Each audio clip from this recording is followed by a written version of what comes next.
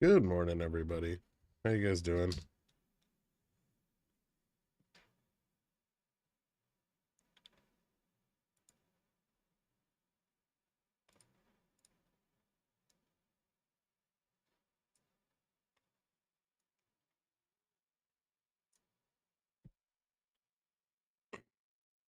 So I was running like a minute late. What's up? I was I went down kind of a weird like Coreweave rabbit hole for the last 3 hours. I'm just extricating myself now.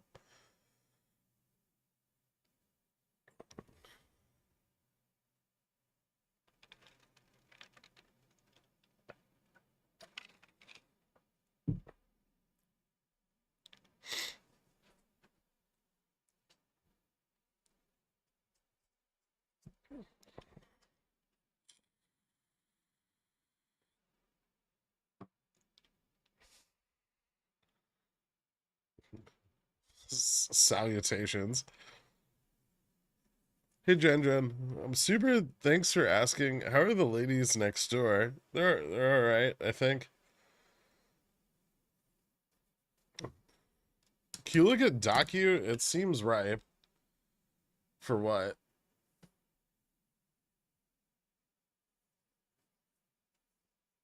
For continued sell-offs?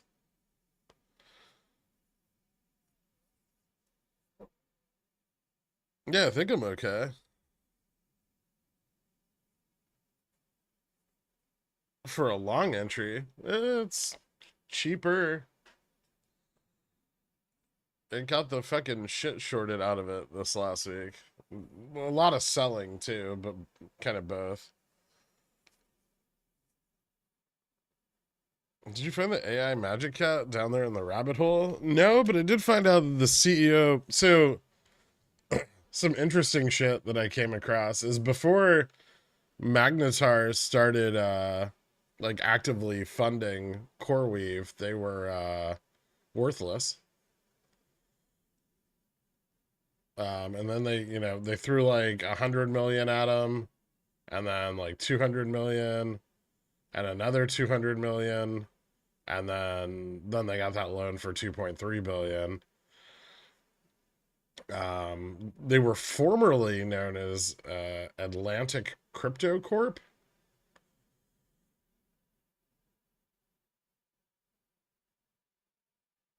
and own a majority stakeholding in another GPU ETH farm um, that was called uh,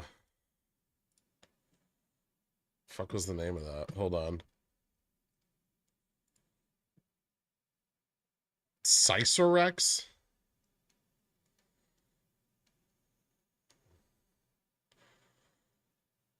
And then CoreWeave still owns this, even though they've been delisted per their own request.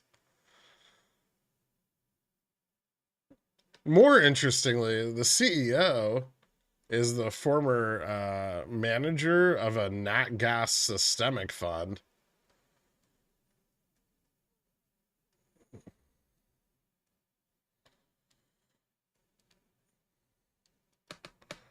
And Magnetar has got shit all over them from back in '08.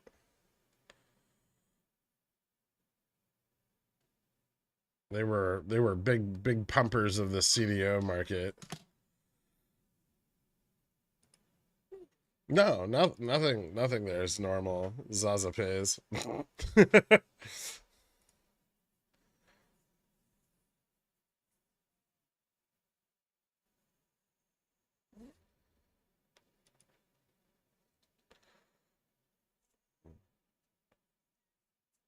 Well, it's interesting that like Nvidia was tied in with all these ETH mining and proof of stake like GPU farms, right?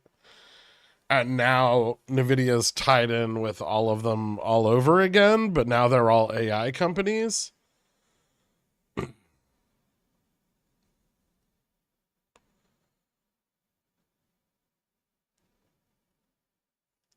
And I'm wondering like how much of Nvidia's like startup funding is the reason for their phenomenal sales, right?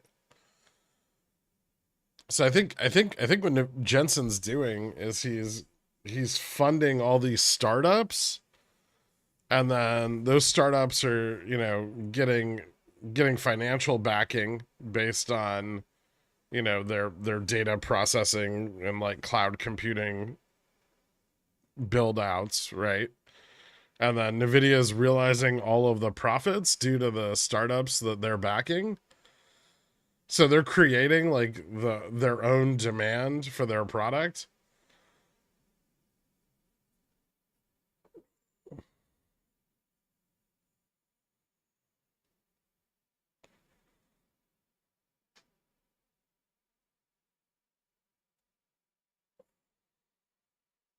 And I think it's way more widespread than just Coreweave, but I'm still digging. I didn't lose any money last week. Let's go. Nice, Luke.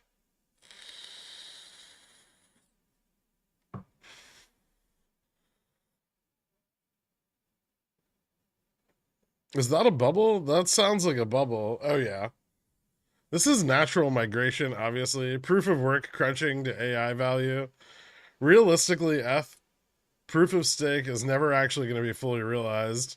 The industry is too dependent on proof of work miners. I was more concerned with the fraud aspect, Gaff, than AF.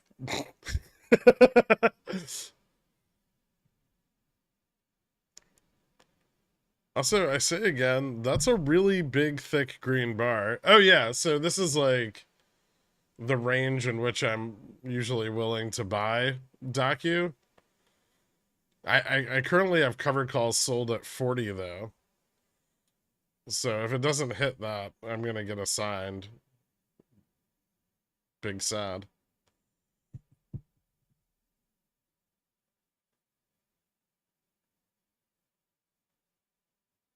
That all hinges on the government not deciding to ban crypto for some reason. Yeah, that would probably help. What am I going to lose all my earnings from Friday on this coming week? Well, why not the SPX? After its momentous fall on Friday, vol seems to still be very much vol control seems to be very much a factor still. I don't think they've really lost any control of VIX. Pretty serious resistance going into Monday morning at 44.50, but huge amounts of delta fell off of the chain on Friday. Um, Very specifically on the SPX monthly contracts.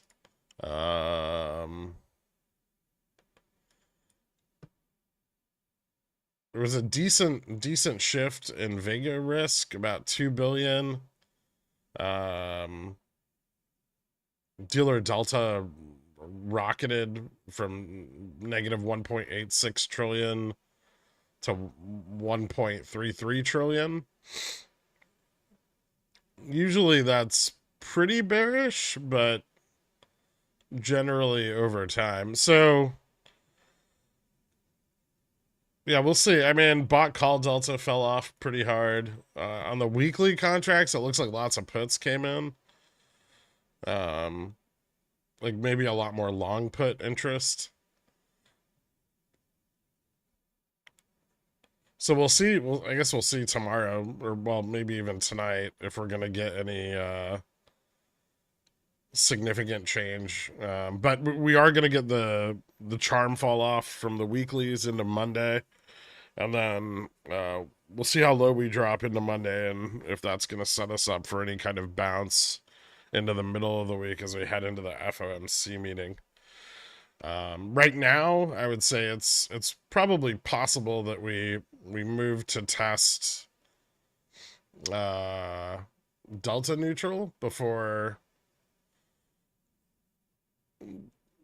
the middle of this week. I think there's more than enough put interest below delta neutral. Not too sure about that. I feel like it'll be heavily defended. And then everything will probably just hinge on the FOMC decision after that. Obviously, a pause is, you know, what the bulls are looking for here. Um, Another rate increase could be pretty bad.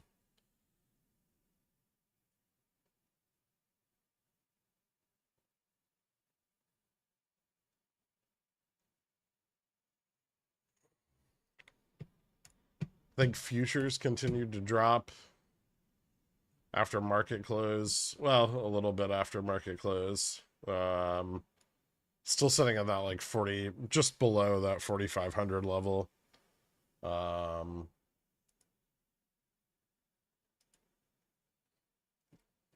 SPY's a bit off, sitting at 444 or 44, yeah, 443. That's weird.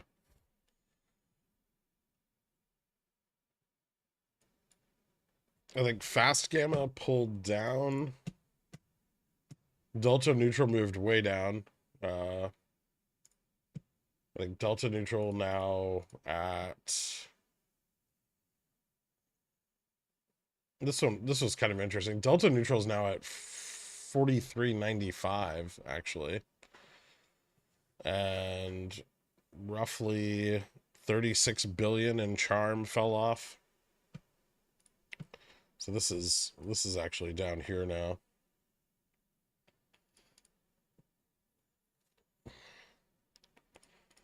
And then the fast delta or fast gamma stayed about the same. Gamma neutral also about the same, 45.20. So really just a big fucking move in DN.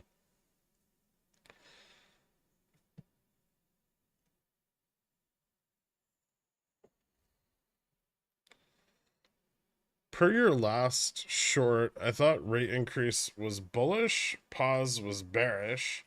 So rate increase there's a lot of variables here, but a rate increase eases the tensions on credit spreads a little bit. Well, specifically like the intra-currency exchange between the dollar and the yen, because it'll push the dollar up, but it'll also pressure the collapse of that trade to move faster. So, I mean, really at this point, there are no more truly bullish outcomes. But the bull narrative wants a pause, right? That's what they're aiming for. Like the Fed has done enough; they don't need to do more. Back to the story that they were pushing like late March into through April.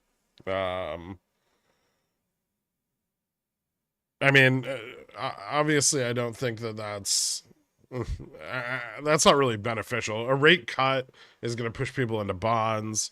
A rate hike, while it eases the near term risks associated with the yen dollar carry trade, it also compounds the speed at which that trade could collapse, right? So it'd be like short term bullish, long term bearish. Not even that long term, maybe like short term bullish, medium term bearish. That's bullish, right? DN dropping. It can be. Although the fact that it's due to calls falling off the chain might not be.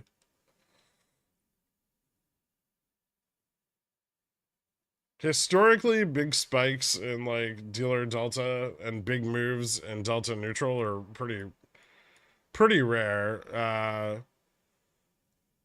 But it could be signaling a turnaround. It also may just be like an artifact due to the double expiration, and it may not mean much at all.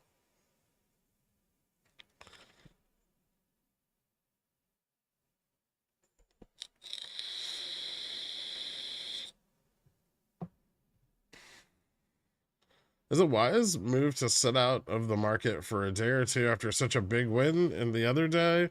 In the past, overconfidence has hurt me quite a bit. I mean, if you're prone to that, then probably. Or at least don't jump back in without a very clear plan, you know? Because you don't want to overtrade now that you have excess capital. Can you talk about GME OPEX for a bit? Yeah, we could cover that. So, hold on. Give me a second here. Let me pull up all of the data.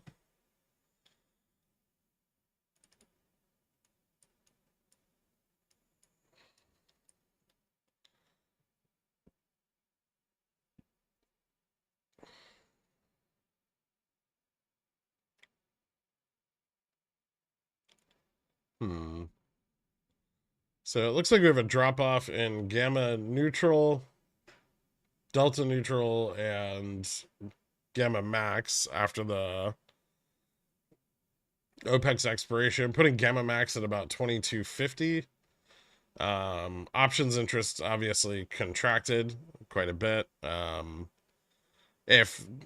If we saw a significant amount of, we did see a lot of calls fall off the chain. If those were short calls at 1850 and 20, that could drive some price improvement into next week. It does look like some of them were, given that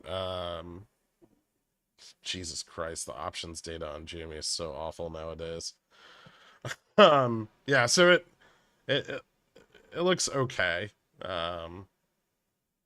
It does look like there's a pickup in sold puts. So that might add a little bit to any potential momentum. And then if we go over and look at the tips, those are kind of diverging after touching quite a lot. I mean, 3 days of divergence. That's a little bit more than we've ever seen historically, except maybe back here, right before the big sell-off in Feb. I would be probably more than a little concerned with that.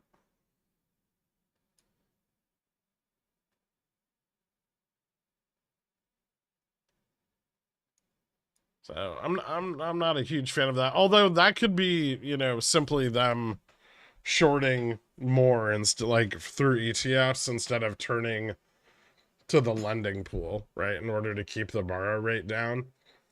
If Jimmy's lending pool is super illiquid, then the borrow rate could spike very, very hard.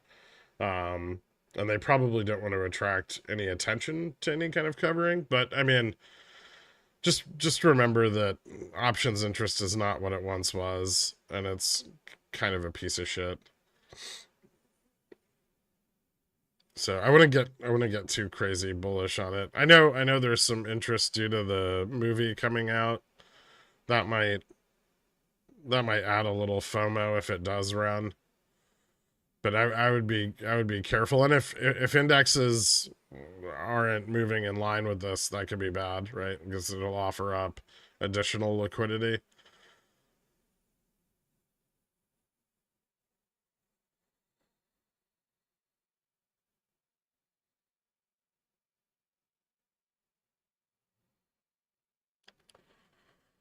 Anything doesn't happen. SPX to 100 by December. That's ridiculous. One interesting note is nearly every ABS related conference in the last 9 months has record attendance. There's elevated interest in private securitization, spreading the risk. It's creating an interesting amount of portfolio diversification across historically verticalized market interest, flatter profits breeding parallel risk, and pull against rate hike expectations. As a result, we're seeing on-demand IPO interest as a way to hedge against market risk and diversify fund holdings. There's a high-yield growth opportunities if you want to absorb the risk.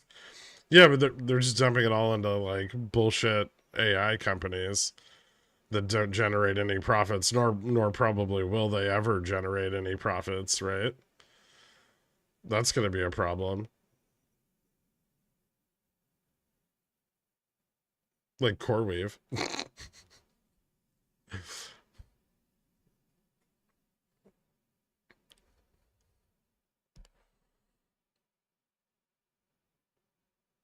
Well, no one said you should be going long on these things. Can you go over Visa? I'm not interested, but my buddy works there and keeps telling me he's concerned.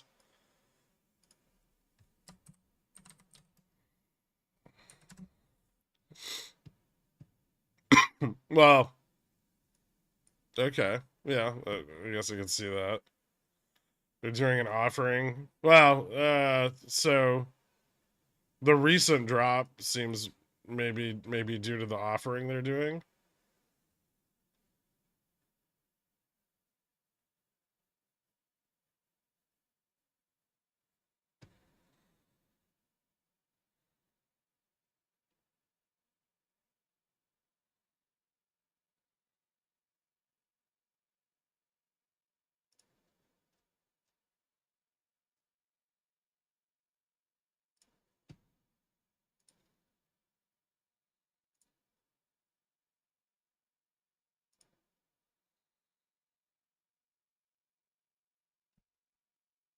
That's a lot of debt.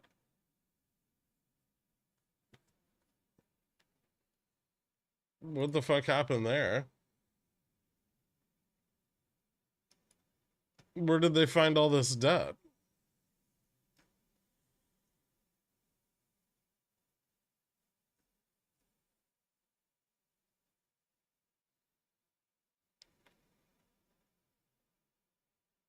So that's kind of odd.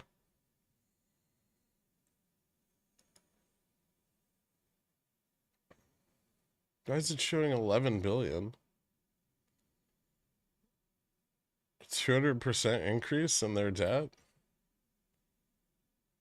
Is this just from the sale of senior notes? The senior notes is only 733 million.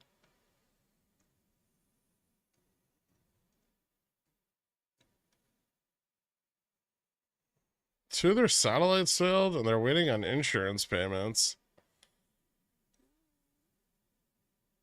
$8 billion worth of insurance payments?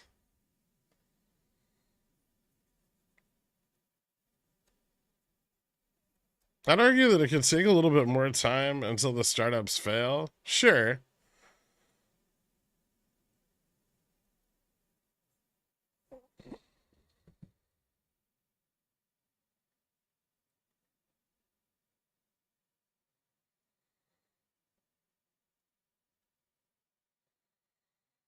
We're doing an offering.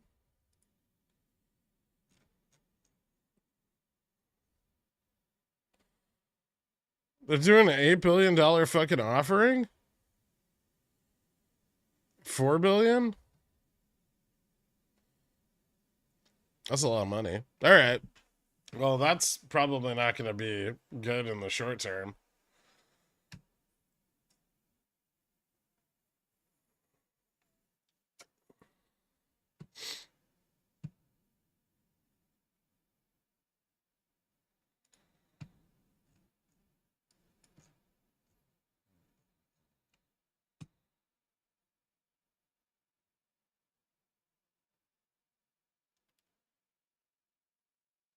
Two of their satellites failed and they're at 4 billion. Also, do Tesla? Tesla's kind of interesting. Hold on. So as you guys know, Tesla had a big push of like zero DTs and weeklies at the end of the week last week. Charm fell off by about 400 million, roughly.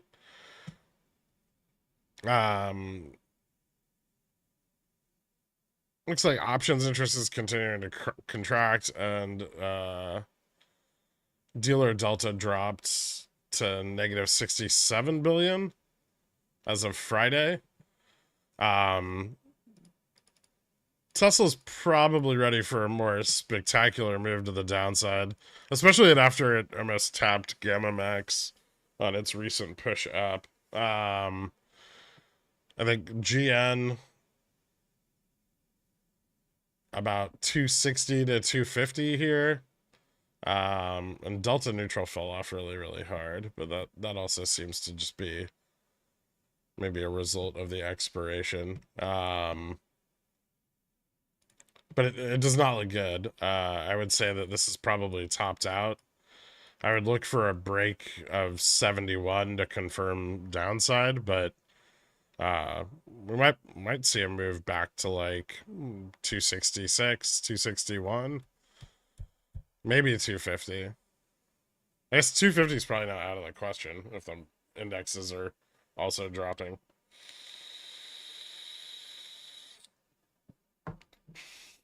Stock's down like 50%, yeah. But it could go lower. What was the other one? Adobe? I haven't looked at Adobe in a long time.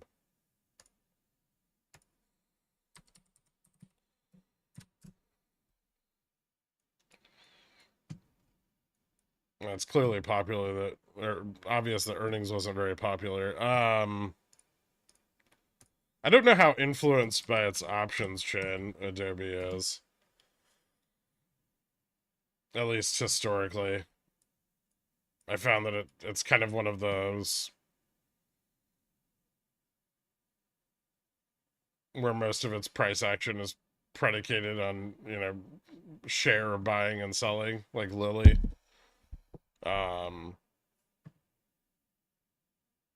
It doesn't look good. It fell below GN on Friday.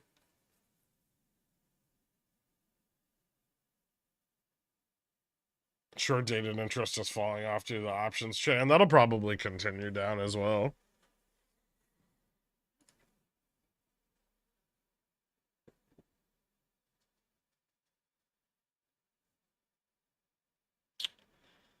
Uh, 500 seems like a pretty obvious target there if you had enough theta.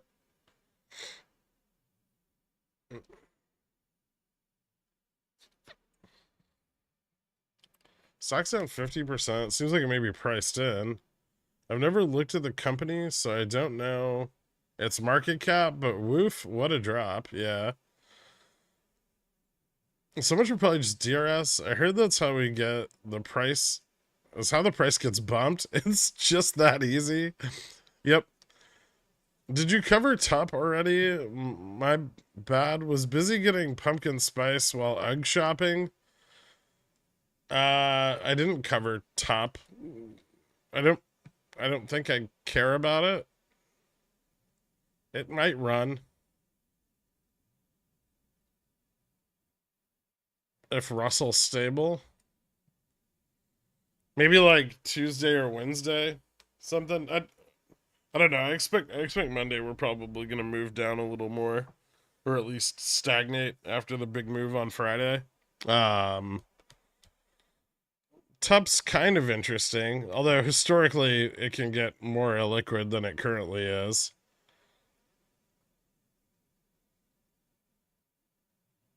So there may be some more time that this drags on. But yeah, like maybe another dead cat bounce. I wouldn't have very high expectations for it, given that the last one moved from like $2 to $3. Um, I'm not even sure if there's a strike on top that falls into the price range you'd want there.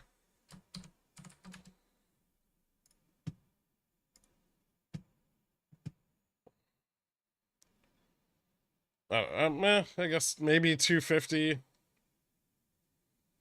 Gross. If they're not already overpriced on Monday. But yeah, if it runs, it's got some room.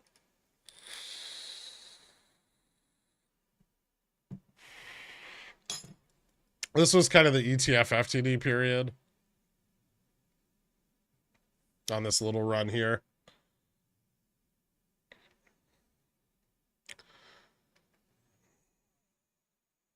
Again, TUP doesn't have like a long history of like OPEC cycles, so this is entering this would be kind of risky, you know.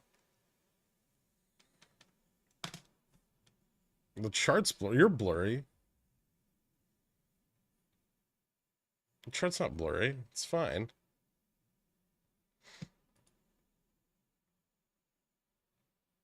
What's up, Dwayne?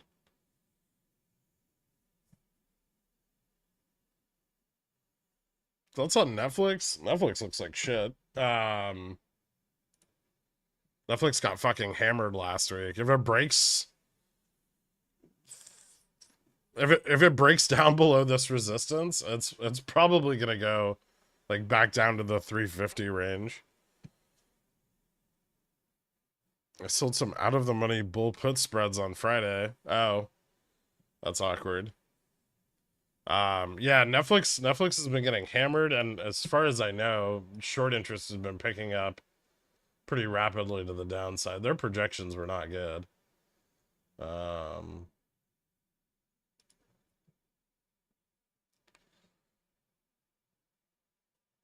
your health is back to normal. No, I'm actually still sick.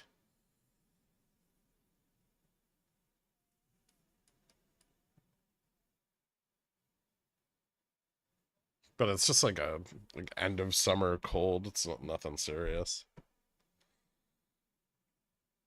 Yeah, Netflix is Delta Neutral is kind of dragging down with the price, but it doesn't look particularly good here. And call interest is continuing to fall off while put interest increases. So, yeah, Netflix may continue to go down even more. It is getting kind of oversold, but I don't know. I don't think it's ready to reverse yet.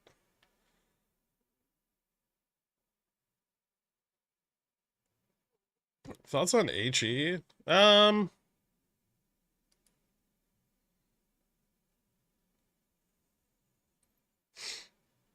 That might start running. See how much pressure R1K gets this week? I know call interest has been picking up and building at like the 13 and 13.50, $14 levels.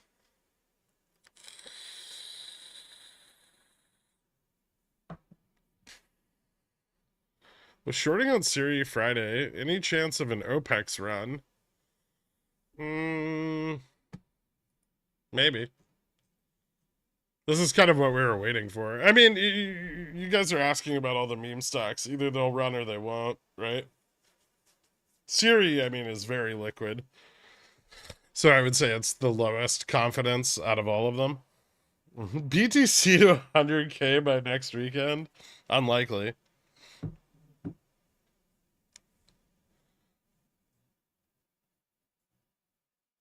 Thoughts on Disney? It can go lower.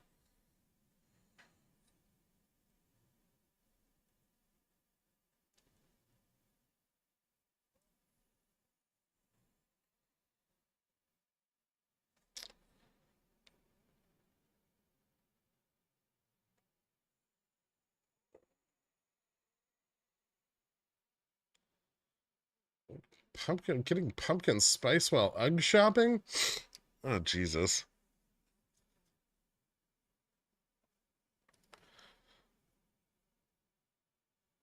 All right.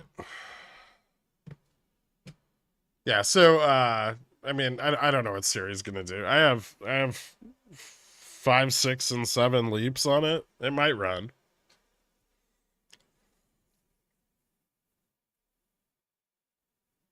When do you usually cut the losing leg of your straddle in the pre-market or during trading hours? It depends if I cut it at all. I don't generally cut the losing legs. As long as we don't move outside of our like local trading range on SPX, I usually don't cut the losing leg. Like last week, I was carrying for most of the week. I was carrying like 44.70 and 44.50 puts that I'd carried over from prior nights. And then Friday those all went in the money.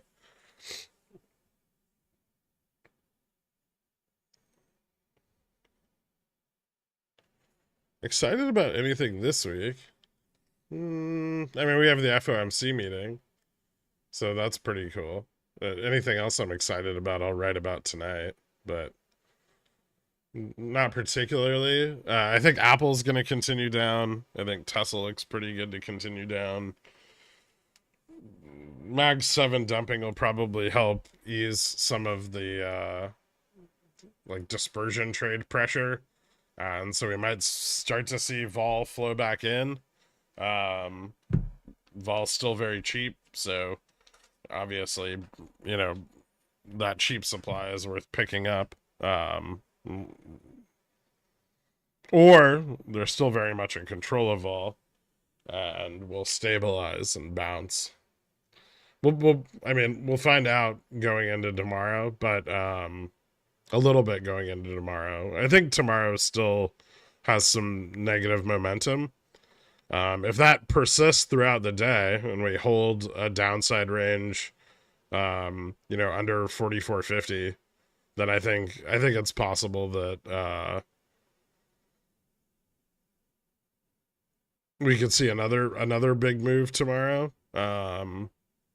Then Tuesday, Wednesday, we'll probably, if vol hasn't spiked enough, we'll probably see a move back up towards around 44.50 going into FOMC, maybe a little higher. Excited. Reading's hard. Well, get better at it. I don't know what to tell you.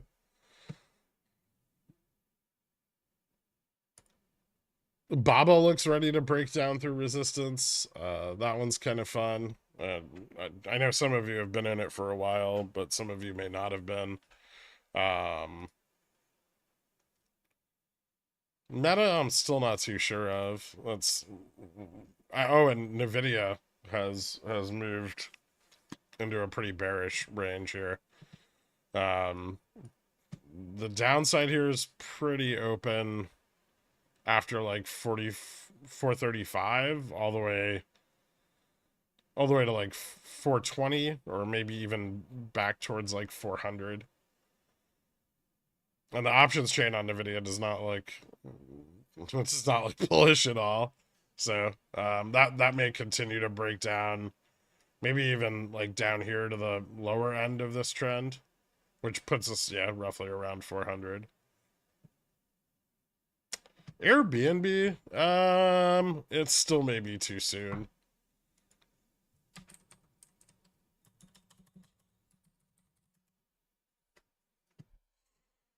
Yeah, I probably don't want to short this until it breaks down through the trend again. So actually the same, you could try to short the gap fill, but it's a little riskier. And if the market bounces, right, and this doesn't drop enough tomorrow, it could like top again and you get blown out before falling. I would probably wait on this. It doesn't look very attractive right now, and there's still a lot of interest from it moving to the S&P 500.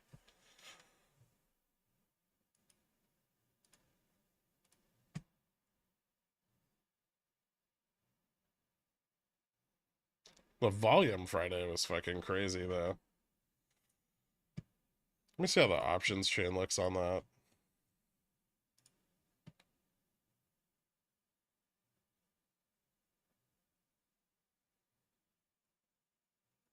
Change your resolution on YouTube.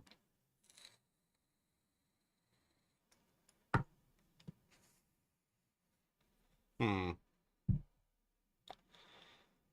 right, so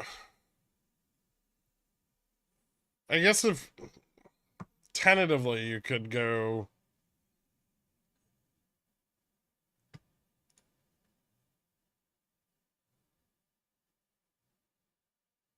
like short at 140 with like a tight stop and see if it breaks down through delta neutral. Delta neutral's at 142.50. If it loses delta neutral, it has very little downside support until you hit like that risk on level at like 130. So that could be a good move.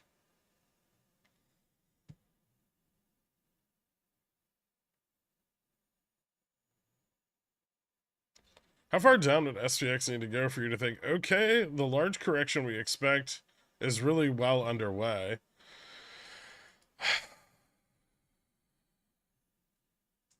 I would want to see us fall below probably 4,300.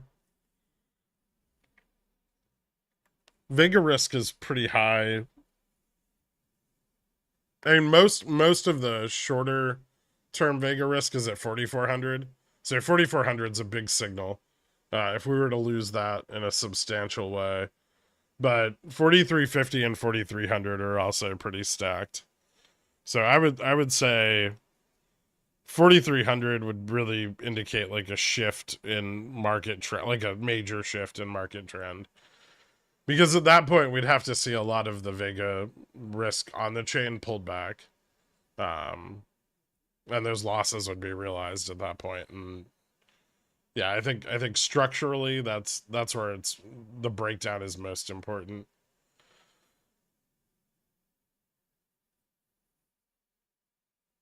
Although Delta Neutral is a really good start, right? And that's just below 4,400 now.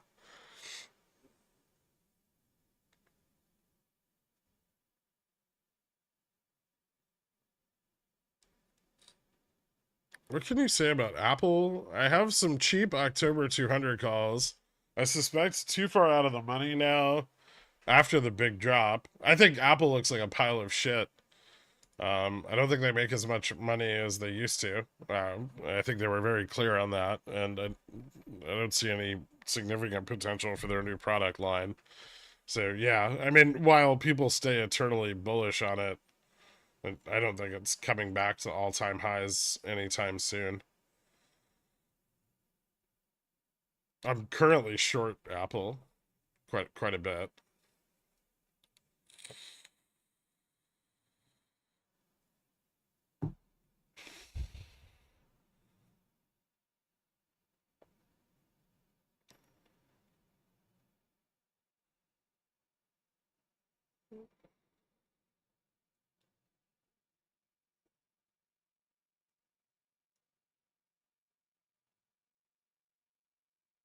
Do you have a trading strategy you would recommend to learn first to just consistently grow a port?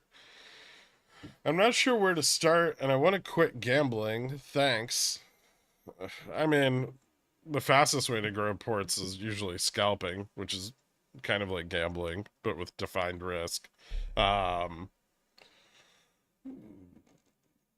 the next best approach that you could go for is like spread selling. It's not nearly as fast as scalping, but risk is very defined. It's kind of just like selling CCs but not owning the underlying, right? Straddles are pretty good, but they're difficult to learn to manage effectively. Um, you could go with something like wider, like 14 to 30 DTE condors, and just manage the losing side of them, which isn't too hard. That's even slower than spread selling, but a little less risky. You think they try for fast game again, or that ship sailed for now? I mean, put interest going into tomorrow's expiration at the money is pretty heavy. So, I think there's a shot that we move down to like towards DN. And they try to stabilize around their Vega risk at 4,400. The overnight will tell us a lot about that. If we open, at or below 4,450, that's going to be pretty bearish. If we open up at or like above 40 4475, that's gonna be pretty bullish.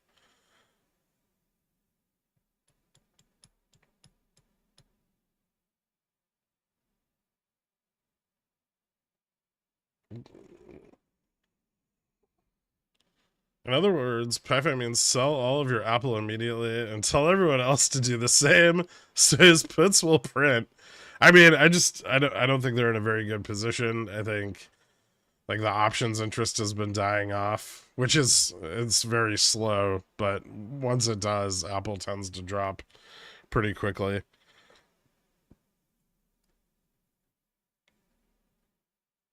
So I think Apple like long term will pull back to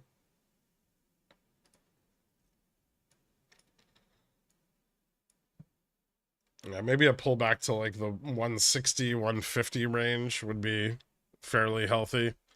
I'm not currently targeting that low, but I think that's reasonable given their guidance.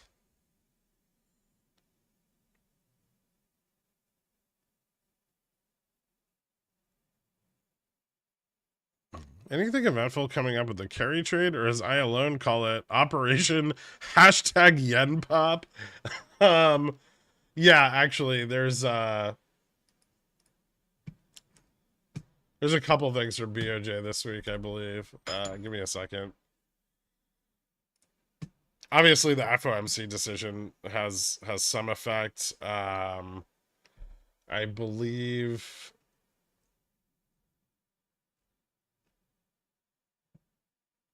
Japanese inflation is on Thursday night.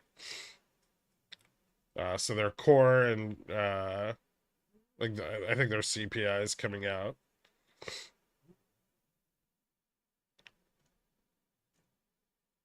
And they have next Tuesday, not this Tuesday, but next Tuesday on the 26th, they have their monetary policy meeting. So a couple things over the next 2 weeks, but yeah, inflation and the BOJ meeting are going to be the two big ones.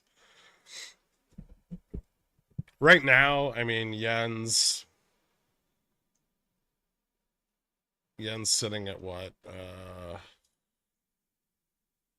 147.83. So it's getting pretty close to the like Ministry of Finance's like 150 target. The Fed decision could have a really big impact on that. If the Fed decision pushes the dollar even higher, like another rate increase, that could push yen up above 150, where the Ministry of Finance is, said that they're going to take open market action. And if the Ministry of Finance starts taking open market action before the BOJ meeting, we may see the BOJ move towards a higher interest rate sooner than, the estimate for the end of the year.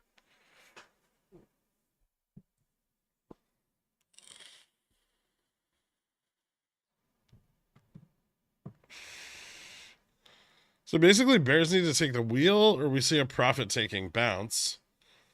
I don't really know how much of the wheel the bears have right now, right? A lot of the price action that we saw Friday, I think that our assessment through the midweek was correct, and the longs were simply de-risking, and they just let it drop, right? Once they de-risked sufficiently, we saw very minimal change in VIX, given the fact that we slid 100 and what was it, almost 130 basis points on Friday. So I think that I don't know how much of that was actually bears, right? Most of the bears appear to be on weekly contracts, short term, and just capturing the fall. There are larger and longer dated like bearish positionings that have been building on the chain, but they don't seem to be very aggressive yet. And they also are mostly focused like under 4,400. So I think like long-term bears are still just taking advantage of low VIX. I don't think they're really fighting to drive any downside. And then the rest is just like CTA's trading flows down, right? So I would say that yeah, if we continue to see active traders, pushing with zero DTE puts to the downside, then we can get a little more continuation of Friday's move. But yeah, I think it'll reverse on the Vega interest at 4,400, at least into the Fed meeting, until the decision is a known factor, right? Because, by Tuesday, even early Tuesday, we're going to start seeing neutral positioning set up in preparation for the Fed decision. And confidence surrounding a pause, whether it's correct or not, is very high. Thanks, Lamb.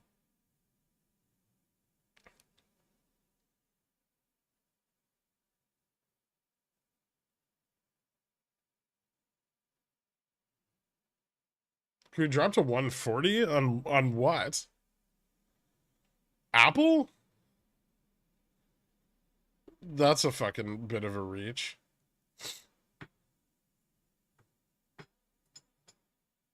The economic forecast is giving me anxiety. I have a house to sell.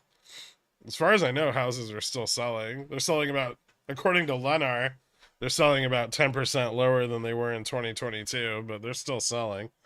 Demand is still high. People haven't lost their jobs yet. They will, but they haven't.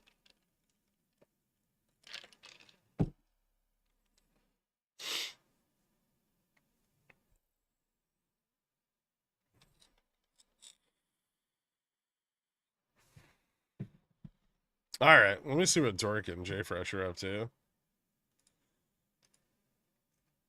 And we can pontificate on bearish things for the next few hours. Never mind. What's up, nerds? Yeah, we got a dude here. What's up, dude? What's going on? Nothing much. We're just discussing the pains of college. No. College technology in particular. Yeah, everyone does it differently. And Anyway, yeah. We should talk about our alarm clocks again for 20 minutes. That was being pretty popular. I got a new alarm clock, actually. Oh boy, here we go. Wow. What's this one do? It's called the iPhone 15 Pro, isn't it? No, I would never. First of all, I would never buy an iPhone, ever. But I got one of your speech last weekend gave me an idea, and I went and found a vintage like alarm clock with the bells on top. And dude, it's so powerful that it actually flings itself across the room into the wall every time it goes off. Well, guess you got to wall mount it. Oh, interesting. Well, isn't that gonna like dampen the vibrations? Wall mount it right above your head. Curious. It does have a little handle. I could put it on a string. Oh, there you go. Ooh, put it on a string and then attach that to a fan. So like that way, when the alarm goes off, the fan turns on, and now you have a spinning alarm clock flail that's just trying to decapitate you all morning long while it's going off. That might actually wake me up. All right. Yeah, anyway. Economic data, dude. How about that shit, huh? It's all garbage. It's all garbage. Yet here we are. Nobody cares. Yeah, right. Dude, so landing, no landing. We got two consecutive prints of rising month-over-month CPI, which was it's a blip. It's just energy. Yeah. But it's not, right? It's also services. Services is up. Oh, okay. You're being facetious. Yeah. No, I think year-over-year inflation will be 5% by Christmas. Yeah, I could see that. Headline. That'd be great. Just from the base effect. Just from having, because if you look at the unadjusted CPI, like the second half of 2022 is basically flat, right? And so we're kind of like slowly crunching through that, and so the year over year is going to just increasingly look worse as we get rid of that as we come out of that flat zone. Mm-hmm. So once we're comparing December over December, it'll be about 5%, unless there is zero inflation from now until December. Well, that's not happening. Yeah, I posted one of Jay Fresh's charts that he posted on X. Twitter. Still Twitter. X. It's still Yeah, just X. Twitter. X. Twitter? X. Sounds like Twitter. Anyways, the fucking chart. It's really good at it's really good at showing the actual like so we think about inflation growth rates and things and like rate of change, and it's really important to consider that, but also it's important to consider the actual integral, right? The cumulative basket price Yeah. of that makes CPI. And what this chart shows you is prices are insanely high compared to their trends, like their long-term trends. Like I have another chart above too, but I think this one's better, but mine is like a 20-year or 15-year, linear regression trend, basically showing the same thing, that we have diverged massively from like any sort of normal thing. So like prices are still crazy high, and even though it doesn't really seem like it, it really is squeezing at least the bottom 40th percentile of workers, or even higher than that. But there's an effect. There's a cumulative effect on the economy as prices stay this high, right? And not only that, but if you look at it from like a mean reversion sort of perspective, it just looks not very good for the future of pricing. Either it's going to be perfectly flat to revert to the mean crazy slow in the soft landing scenario, or it's going to actually deflate a bit. Yeah, I mean, but just the idea that the Fed can manage that deceleration without causing, this whiplash. I mean, it's going to be chaotic. It's not going to be this perfectly heavily damped, response back to 3% and then just everything's normal. I just don't think it's possible for them to do that.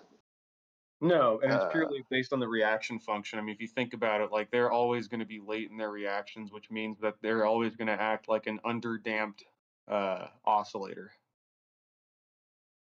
So the thing I like about the integral or the cumulative effect or the compounding effect of inflation is has anybody listening gotten have their wages gone up by 20% in the last 2.5 years? Yes. Me? Well, you don't count.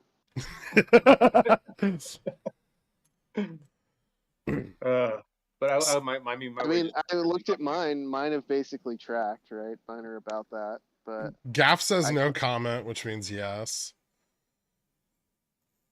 And then Sir David P. and SHA also say yes. The only people who are going to respond are the ones whose wages have kept up with inflation. Yeah. We also have a pretty, we have a pretty biased sample set here. I don't think it's indicative. The people who aren't getting wages commensurate with inflation aren't YOLOing all their money into Tesla puts. Let's say that people that work in tech and finance are probably doing really well. Yeah. And maybe anybody who's working in like services, like I don't know. We have some healthcare folks here, don't we? Blue collar. I don't know how healthcare is doing. And not you, poopy pants, but you're like an FA, so I mean. Yeah, and so in general, like if you look at wages have actually tracked pretty closely. If you include like the 2019, actually like right after COVID was during and right after COVID was actually a pretty decent time for wages, and so wages have come up a little bit more slowly than inflation in the last 2 or 3 years, but if you include the accumulated effect from just before that, it's just about in line with inflation for most people. So wage inflation spiral, here we come. I mean, yeah, and if you look at like all of the people who are all the unions who are striking, right? I mean, you look at like the UAW, they're asking for 40% bump over 4 years. Yep. I don't know what their wages looked like in the last I think it's the like last 20, 4 20, years. $27 to $32 an hour average. I mean, like the growth they were getting from the last from their current contract. I don't know what Oh, that looked like, yeah. but if they're behind, that curve, right? We've already gone up 20%.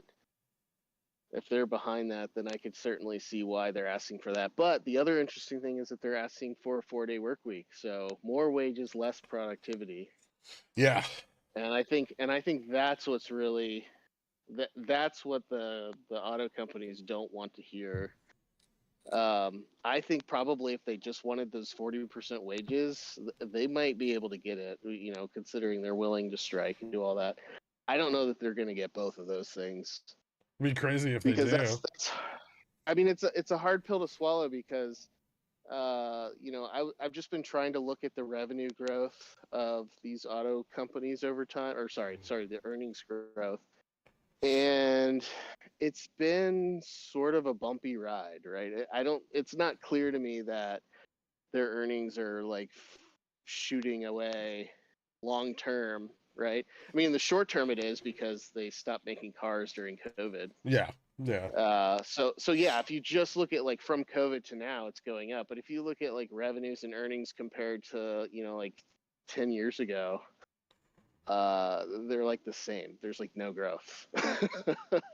So I'm not sure where that's going to go, but I mean, it's clear. I mean, that it's gonna have to. Well, here's something interesting. Did you read Moody's report on the UAW strike?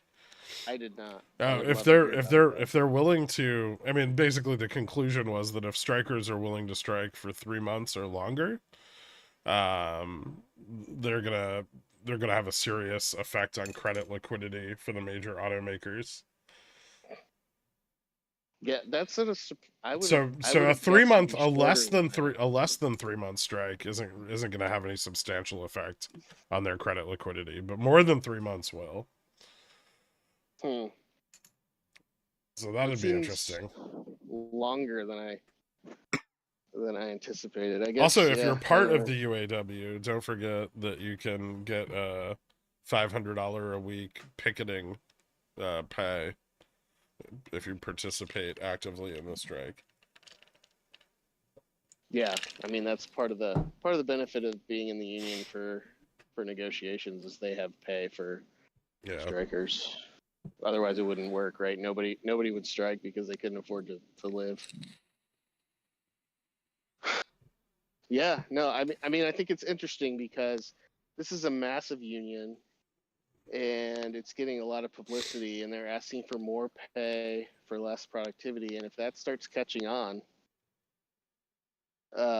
it's going to be a rough ride, right? I mean, I think JPOW and all the businesses see these rising rates, and they are hoping that, you know, the workers are just the frog in the lukewarm water that's slowly boiling, and they just slowly chip away at their wages Well, relative to. maybe we get a decade of workers demanding a higher share of company profits, because Yeah, the I mean, disparity I think between it's the two great. things is fucking ridiculous.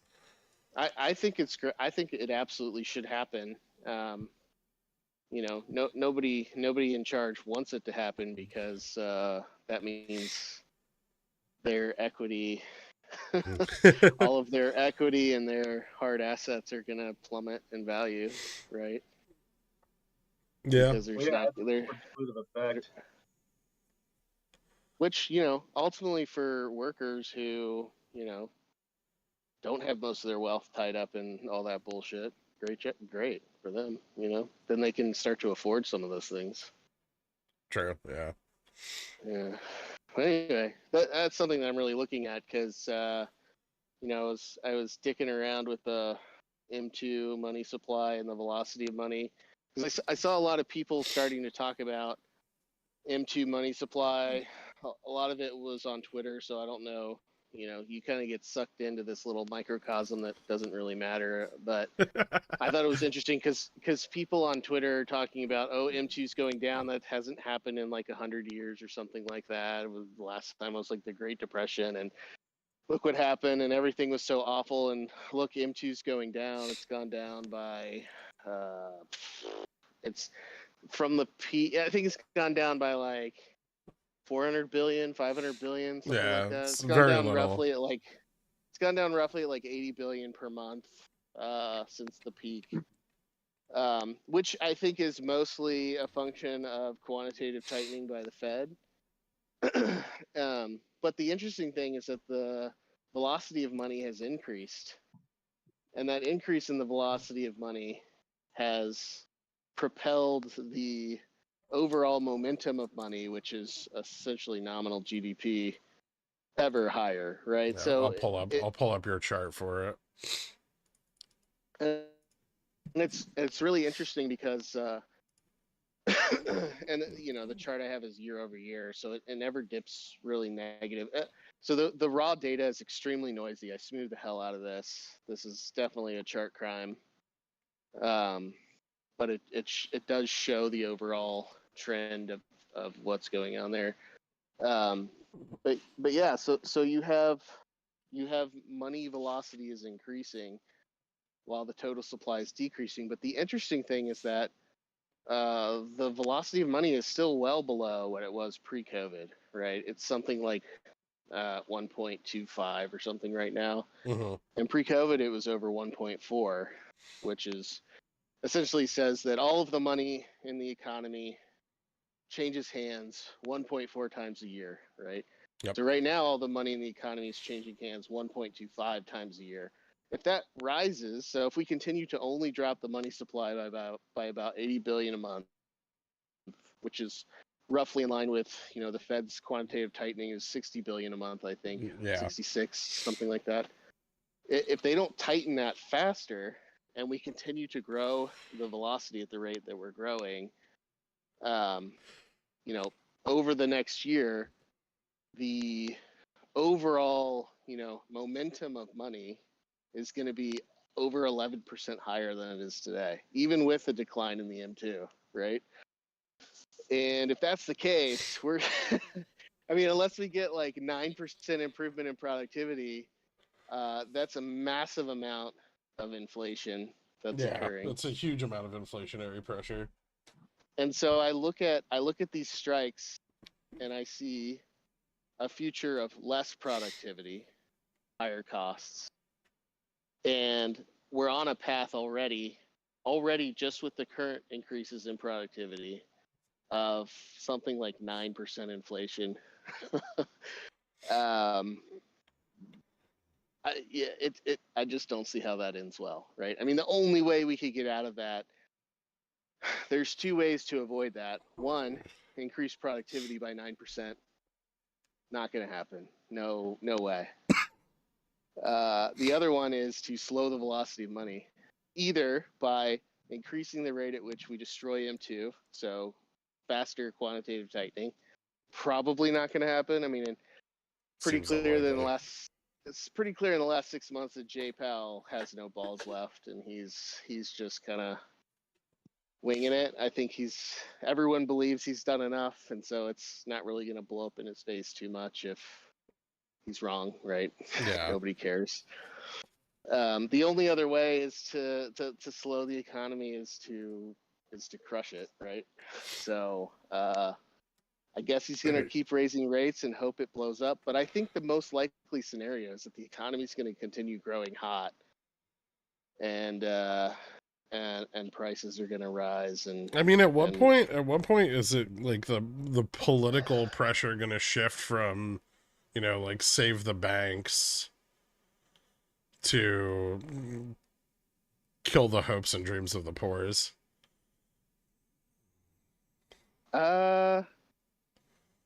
Because like, I mean, JPow's done a lot this year to keep pressure off of the banking system, right? But in doing so, he's partially responsible for, like this UAW strike and this increased interest in, higher pay for workers. And that's hard to, once that gets going, right? Once that gains momentum socially as a trend, that's hard to stop. Same with the housing affordability crisis too. And the only way to stop it is to jack up unemployment at and kill pricing, right? And force people to go to work and, you know, re-cement that employer-employee, you know, relationship. Because I think if they lose that, businesses in the US are not going to be happy for a very long time. Yeah, but I mean, I think that comes down to the, you know, somebody has to eat the inflation shit sandwich, and I think, not, thankfully, it looks like employees are saying, "No way, I'm not eating it. You eat it," and that'll be interesting going forward. I think, you know, I've been thinking a lot about this and trying to think of what could be an alternative strategy to reduce inflation that doesn't inflict pain on the workers primarily, right? And so basically what I'm asking is, how do we destroy wealth primarily of the wealthy, right? The people who are Taxes. not, yeah, taxes is one. Quantitative tightening. Yeah. Unfortunately, yeah, I mean, quantitative tightening would be good, but you know, they don't want to blow up the banks, and if they tighten Volcker. faster, well, Volcker hurts everyone, right? Not equivalently. No. I mean, Poorer people people who, have less financed, and they have less. They have less at risk. In the event yeah, but of I mean, an exceedingly high federal funds rate, but that damages the but wealthy the most. but here I see this as sort of a longer term issue, right? The velocity of money, despite the fact that we've been printing lots of money for the last 20 years, the velocity of money continued to go down, meaning that, you know, what this essentially means is that the money gets parked with the wealthy who don't need to spend it, and they Yeah. accumulate it, right? And so I think a big issue is we need to get the M2 down without hurting the velocity, because the velocity is now going up, right? Which Yeah. is Has a been new since the banks phenomenon. failed. Yeah, it's a new phenomenon, and I think that is ultimately good for everybody for that to continue going up. But how can we crush M2 without hurting economic activity velocity? And the only way to do that is a wealth tax. And I hate to say it because it sounds so anti-American, but it'll never happen, No. unfortunately. Yeah. But you know, that could do it. I mean, higher labor costs are effectively a wealth tax. You think of what could be effectively a wealth tax, and that could be implemented, right? There are a lot of things that are effective wealth taxes without actually being a direct wealth tax. Yeah, but so higher labor costs only work if the companies see. Are This is forced the to thing get that their was like, labor from the U.S. well, forced to get their labor from the U.S., but also to accept lower margins or to accept cuts from the C-suites and things like that. But this is the problem: is that the money's already been, Yeah, they've already and, got and they're they've and already they're got it and they're stockpiled. they've already got it out, right? And Yeah. so you can try to extract it on a rate basis, but that's kind of a losing game right now. I think you have to accept the fact that the money's been extracted and it's sitting somewhere, Gaff and the says the only way. answer is Cardano. Uh, All right. Yeah, I'm not touching that. Crypto is not the solution to any of this. I mean, if you look at No it from a inflation, systemic, bro. if you look at it Yeah, from that's a bad. systemic standpoint, right? There's almost no way, even like wealth taxes and what have you. There's almost no way you're gonna be able to avoid socializing the losses to a large degree. We could kill all the rich people. I mean, there's got to be some way to get all of the people that own all the wealth to dump it at a loss, right? I mean, market crashes happen. Repeated market crashes have that effect, or they did in the Depression, right? I mean, Yeah. like a lost decade would definitely be that wealth extraction. Yeah. in terms I of don't know. market forces, yeah. I'm starting to get to the point where I don't think a depression will be all that bad for workers in the long term compared to what they have now. I don't disagree. I mean, obviously, I've never been through one, and so I'm naive as shit. But I mean, Nobody has at this point. Yeah. I'm part of the haves, right? And I'll continue to have some amount, no matter what happens. So, and that's the issue is that, I mean, we're talking about a group that is so well capitalized that trying to make them not be well positioned to multiply that money in the event of a wealth destruction type thing, you need to do something so extreme that once again the losses will be socialized and they'll probably be outsized for everybody else in order to try to get it from them. I mean, The SEC could ban short selling like 2 weeks before a market crash.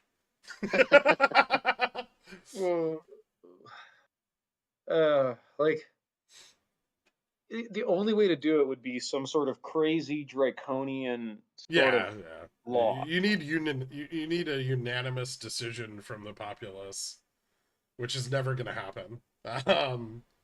And one that is like explicitly we need to like completely overhaul the tax code and close all the loopholes, and force companies to pay corporate tax and the wealthy to pay tax that is actually in line with the amount of money they make. or just and the amount of money they domain. have. Yeah. Or just declare eminent domain on assets above $1 billion. Yeah. So or just essentially, steal their... the Actually, only you know, way out. that could be done through executive order. It'd be wildly unpopular, but That's what I'm saying. That's what it would take, is something like that at this point. I mean, unless you want regular people to suffer greatly. And then even then, even if you're successful in doing this, right? It's only a matter of time before we're right back to the same shit. I mean, it buys like the lower and middle class like another 20-30 years, and then the wealth reaccumulates. And we need to find a way that over time there's a constant redistribution of wealth that's built in to the fabric of our economy. Well, not more so that there needs to be a way to mitigate the skew of wealth distribution in the economy, right? It's okay. Yeah, I mean, It should be okay for people to accumulate wealth and to make their way up to be a 1%er, but the difference between a 1%er and a 2%er shouldn't be several orders of magnitude. yeah, or a 0.1 percentage. Between a 0.001%er and a 1%er. Yeah.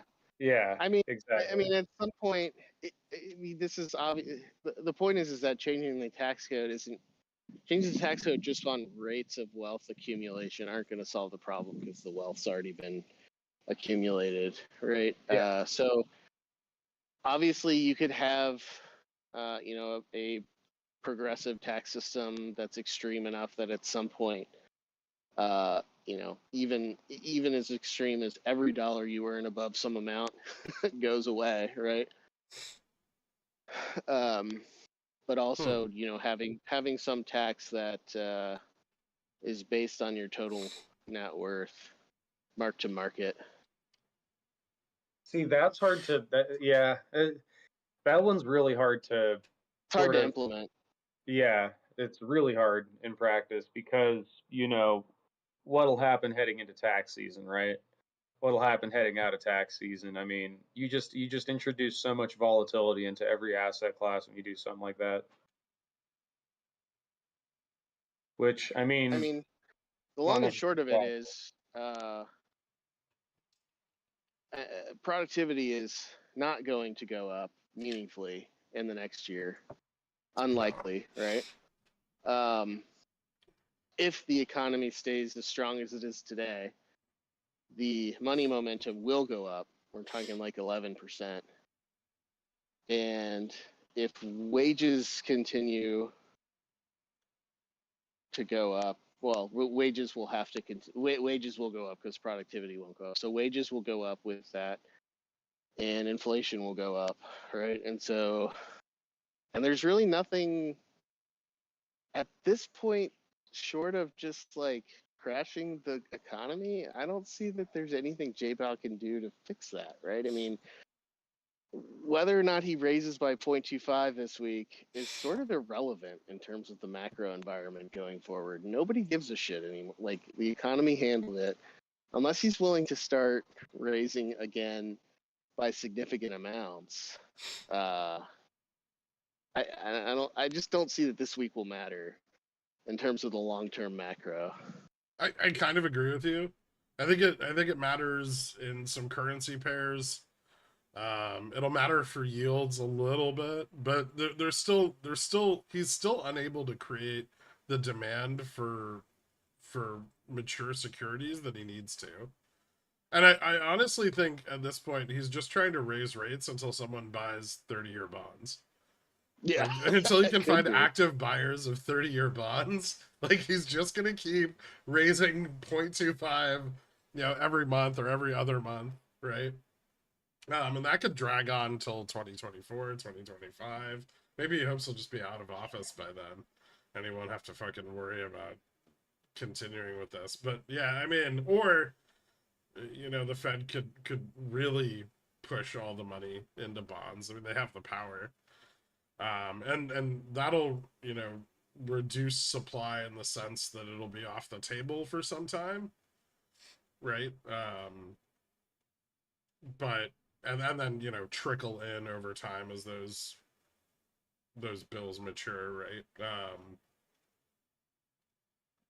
That might be a solution to because if we get another big breakout in inflation here with wages up, I mean, it's going to get much hotter than 2022. You know what's funny is this is all sort of like in line with Burry's inflation thesis. Yeah, it is. Talking about how M2 velocity was going to pick back up, and then it's going to coincide with the reignition of inflation and all that fun stuff. I just find that interesting. I mean, we've been on that page since fucking March, right? It's the most gratifying thing is waking up every day knowing that all of the bull economists that said inflation was done were wrong and we were right. Oh yeah, I love that. It's always being right is, there's just something about it. That's so great. Cathartic. It's why I do. Yeah, being right on something that's very tricky, a very difficult puzzle, solving it correctly, gets me going every time. Oh yeah, my head is so firmly implanted in my own asshole that you can barely. So, but here's what it means though. If we get this growth, if this velocity of money keeps growing, the analysts for the S&P and the markets are gonna be right, and the market's gonna. Depending on what people's appetite is for, more risk. I still strongly believe that cash now has the best return in the market, is my belief. But, obviously there's still a lot of demand for risk. And I think people will, in the short term, push for that. So we're not going to see it in Q3 yet, right? We're going to start seeing a little turnaround. They're projecting a slightly positive growth in earnings. But they're really expecting that to happen in Q4. So I don't know. I think the market's just gonna keep kind of tricking us on the way, trickling upwards. Really? Until the end of the year. My theory is that a lot of people holding, triple B and triple A are going to be thinking about moving that somewhere else. Once all that debt matures, they're not going to be going and rebuying or reselling all that debt to all these corporations. They may be looking to go and offer it to the government instead at a better yield. Yeah, I don't know. I think that most of the market didn't grow, right? Most of the returns from the market right now are from 10 companies, and we all know who they are. but they're well capitalized and they've locked in a lot of low risk debt, and they've already sold a bunch of new notes, and they were able to sell 40-year ridiculous notes to people. But being being well capitalized and in stasis isn't going to project growth, right? Like but if they're going to there's grow just it from the doesn't increases in prices. no I mean you need buyers though, and as your pool of buyers dries up due to the macro environment, you're going to make Wages are less going money. up. But jobs are Wages going down. up. Barely. They'll increase. The rate of unemployment is going up. I don't think Yeah, there's any we question have about that one data point. I'm not very well calibrated to the uncertainty and the volatility in that number. But we had a lot of employment data recently that showed it was sort of flat, right? Still, It's going to get revised. we'll see. I think there's still a lot of noise in that number. I think it's safe to say there is a strong possibility that employment is going up. But I don't know that we can just say that that's a foregone conclusion right now. That unemployment is going to go up? No, that it has started already. Oh, I mean, yeah, I think you can if you look at corporate financing and you look at credit, like rotating credit utilization, and you look at small business loan utilization, simply the liquidity to purchase new labor is drying up. So the inevitable effect of that is going to be layoffs. Or at least hiring freezes and then layoff. Well, hiring freezes are damaging too, right? Especially as you get like new workers coming into the marketplace. Yeah, I don't know, because I mean, yes, there's a fair amount of companies that are predicting negative outlooks for this quarter relative to previous quarters, but there's still a fair amount of predictions from the companies that things are just going to get better, right? 9-10% year over year kind of things. And I think that's mostly just part of the wage spiral, right? The wage inflation spiral. It's not that they're producing a lot more; they're just selling it for more. Yeah. Right? It's like what? This is a great example. What is that? I always forget the name, but it's that really big CRM. They're in the Dow.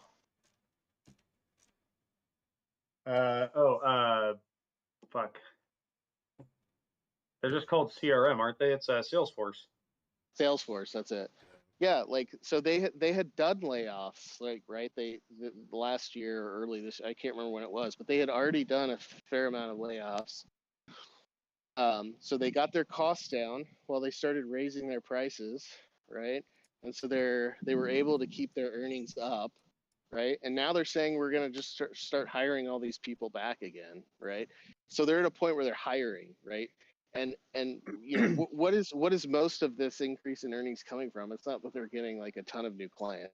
They're pretty, they're pretty large already, right? They're just raising prices, right? You look at Adobe, where's their revenue increases going to come from in the future? They're just raising prices. Well, they're offering AI Photoshop now, so that's why they are allowed to. But that's not why they're raising prices. You know that, right? They're just raising it because they can. But it's the for them it's a reason why they can raise prices. And that's what they're saying, right? They're just trying to cash in on AI. They're just raising the prices because they can. They need to. I mean, I've been using Photoshop since I was fucking 12 years old, and 90% of it hasn't changed at all since then. Yeah. I mean, yeah, all I used Photoshop for was to use the liquefy thing and then just make someone's forehead really big or make their eyes really tiny. Nice. Yeah, I obviously was not a very sophisticated Photoshopper, but anyway, yeah. I mean, so I see if everybody's going to continue to raise prices and then turn around and give that over as wages, it just keeps going, right? Until there's a credit event. I just don't think credit's really been drying up. I mean, M2's been flat for the last, like, if not slightly going up, for the last, like, 3 months, 4 months. I Well, mean, So, are you under the belief that the realization of a credit event happens over a long period of time? no, I think it's going to happen it's going to be unexpected, it's going to happen rapidly. And that's if that happens, right, that'll solve a lot of problems. But the last time it happened, J-Pal just said, "All right, here's a bunch of money. Let's keep going." the last time wasn't that bad though. I mean, like for like an actual credit event, like when like back in 2008, the thing that caused the actual credit event was a collateral crisis. You know, everyone realized that all the collateral they had been using was actually worthless, and that's what caused the credit event. And that's why I it don't happened know though, because didn't they unexpectedly. all didn't wasn't it pretty common knowledge that it was all worthless for a long time before it all finally actually crumbled? Well, it took a long time for the credit to get down, like the CMBS or MBS, CMBS, and CDOs to get downgraded. I see. Yeah, they needed to wait as long as possible for all the big banks to dump as much bags as they possibly could. Yeah, which is, I mean, I feel like that's very similar to our current situation. Yeah, I'm just saying if we don't get an actual credit event, I think the market's going to keep going up. I don't see why not. Yeah, I don't disagree. I mean, people are still shorting long-term bonds, right? So those aren't attractive enough yet to really draw a lot of money out of equities. Um, I haven't run the numbers, but I would suspect that the flow of money into money market funds is probably slower than the overall money momentum. So the overall effect is more money into the economy, even though money's trickling out, right? And unless that blows somebody up, unless somebody gets blown up somewhere, I think it just keeps going. Why not? Yeah, I mean, well, I think we're at the so point where the S&P will inflate simply because of inflation. Will go up because of inflation. yeah, I mean, that's not like a bad sort of assumption to make because a lot of, you know, returns are based on like are a function of inflation on some level or another. So like that's not necessarily wrong at all, and I don't disagree. Um, the biggest issue though is that right now, I mean, we're a debt economy, and a lot of large purchases by the average American consumer are done on credit. And this is a period in time where, you know, someone who doesn't make, 150 grand a year is staring down the barrel of an 18% interest rate on their credit card, you know.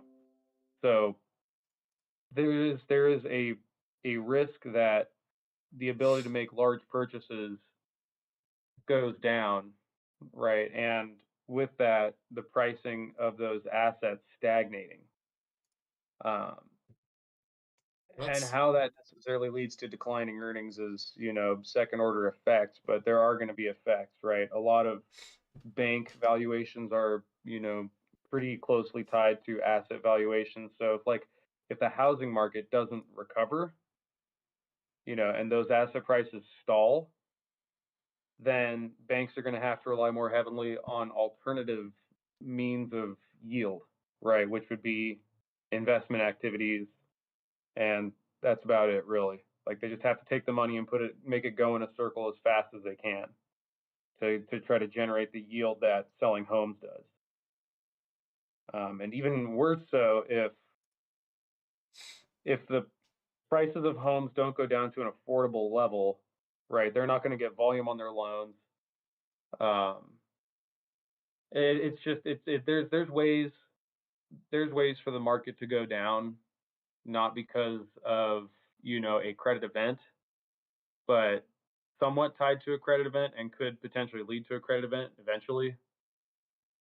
Uh, but I mean, I'm not, once again, I don't disagree with you because outside of the economic tide shifting significantly, it's going to be hard to see the market really kind of go down. I mean, what we saw in 2022 was pure speculation that the market would go down and we'd get a recession by, the early part of this year, which didn't materialize. And so now the market's now it's like we're just never going to have a recession, is how it's pricing Isn't this how the itself. Great Depression started, though? Was, oh my God, this is all going to fail. And then we rallied and everyone was like, oh yeah, this is back to normal. And then it failed again. I mean, yeah. I mean, that's how most things go. I mean, 2008 was a similar story. I want to be very clear. I don't think things are back to normal. I just think that it's not going to play out quickly unless there's a credit event that we're just not aware of, right? That's impossible to predict.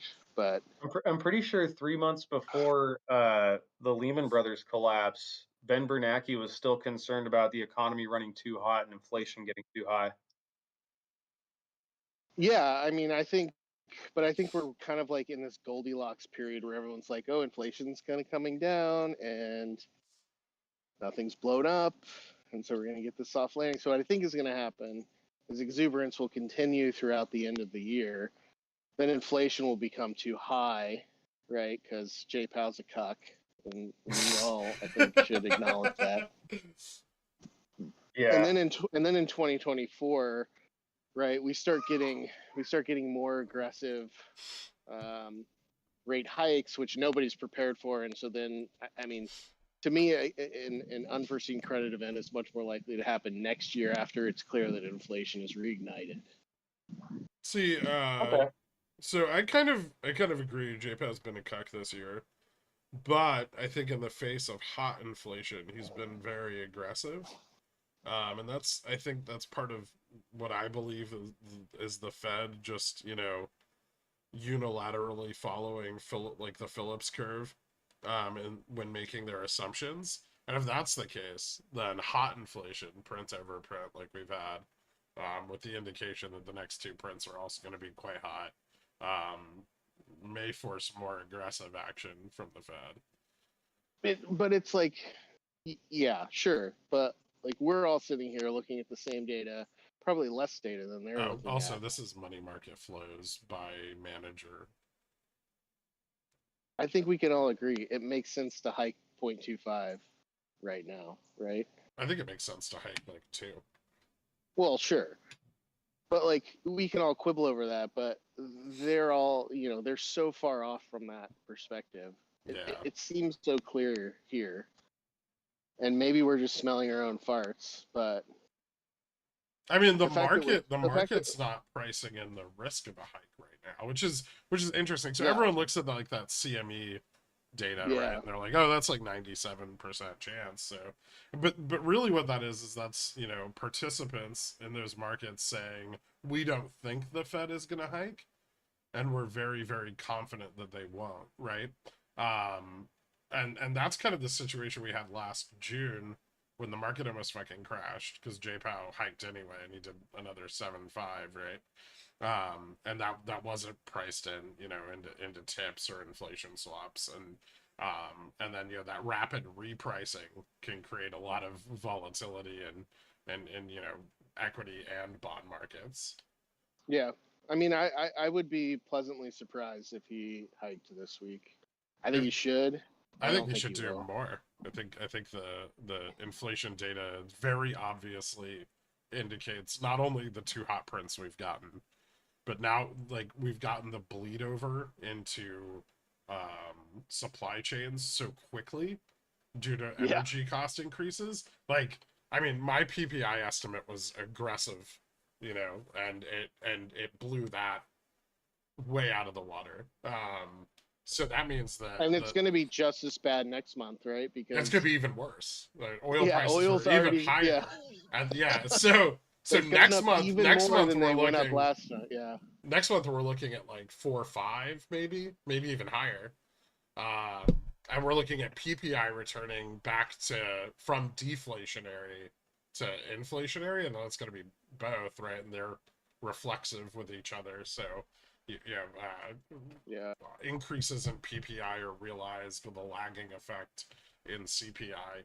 as well, right? And so now we're back to like where we were during 2021 when inflation was feeding back in on itself and starting to skyrocket, except it's at 3 times the rate it was then. Yeah, I think, and And this I is think something else. there's no way that JPOW doesn't know that. Well, yeah, but So you know if he's there's not. a You know, chance for him to get ahead of it, it's still there, but he's got to be more aggressive now, between now and the end of the year. So I think the next dot plot we get is going to paint a very, very different picture than the one we got in June. yeah, I mean that could be a catalyst of sorts that I hadn't considered. If the dot plot looks really aggressive, even if he doesn't hike on Wednesday, that could really frighten people, right?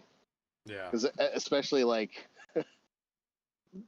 people who are sitting on a lot of liabilities that that they realize they're not going to be able to wait out with the more aggressive plan. How much will US's continued inflation affect inflation in Europe? Let me tell you, if the dollar goes to like Dixie goes to like 120, euro dollar swaps are going to get destroyed. So it's going to be very bad for Europe. Very, very, very bad for Japan's inflation. China is maybe a little more resilient, but it'll probably affect them as well. Not Weimar Republic yet, but the risk of that is increasing. The risk of I must runaway say, inflation, if this bout of inflation is not managed properly, the risk of runaway inflation becomes very significant, especially because the US doesn't have the current oil reserves to control pricing in the oil market. And we were hoping, what Biden was hoping was that he could We'd get a crash. well, no, not that we'd get a crash, but that he could increase productivity in the Permian Basin enough to supplement our 2022 sales from the strategic oil reserve. And that, by the time those came online in like 2 to 3 years, we would have enough supply to influence oil markets, right? And that supply is coming online. That's being built out. That's they're aggressively expanding drilling operations, not only through the Permian Basin, but the basin right above it that extends like kind of into the north central west. I forget the name of it. Yeah, yeah, but oil supplies, both private and SPR, are still going down. Yeah, yeah.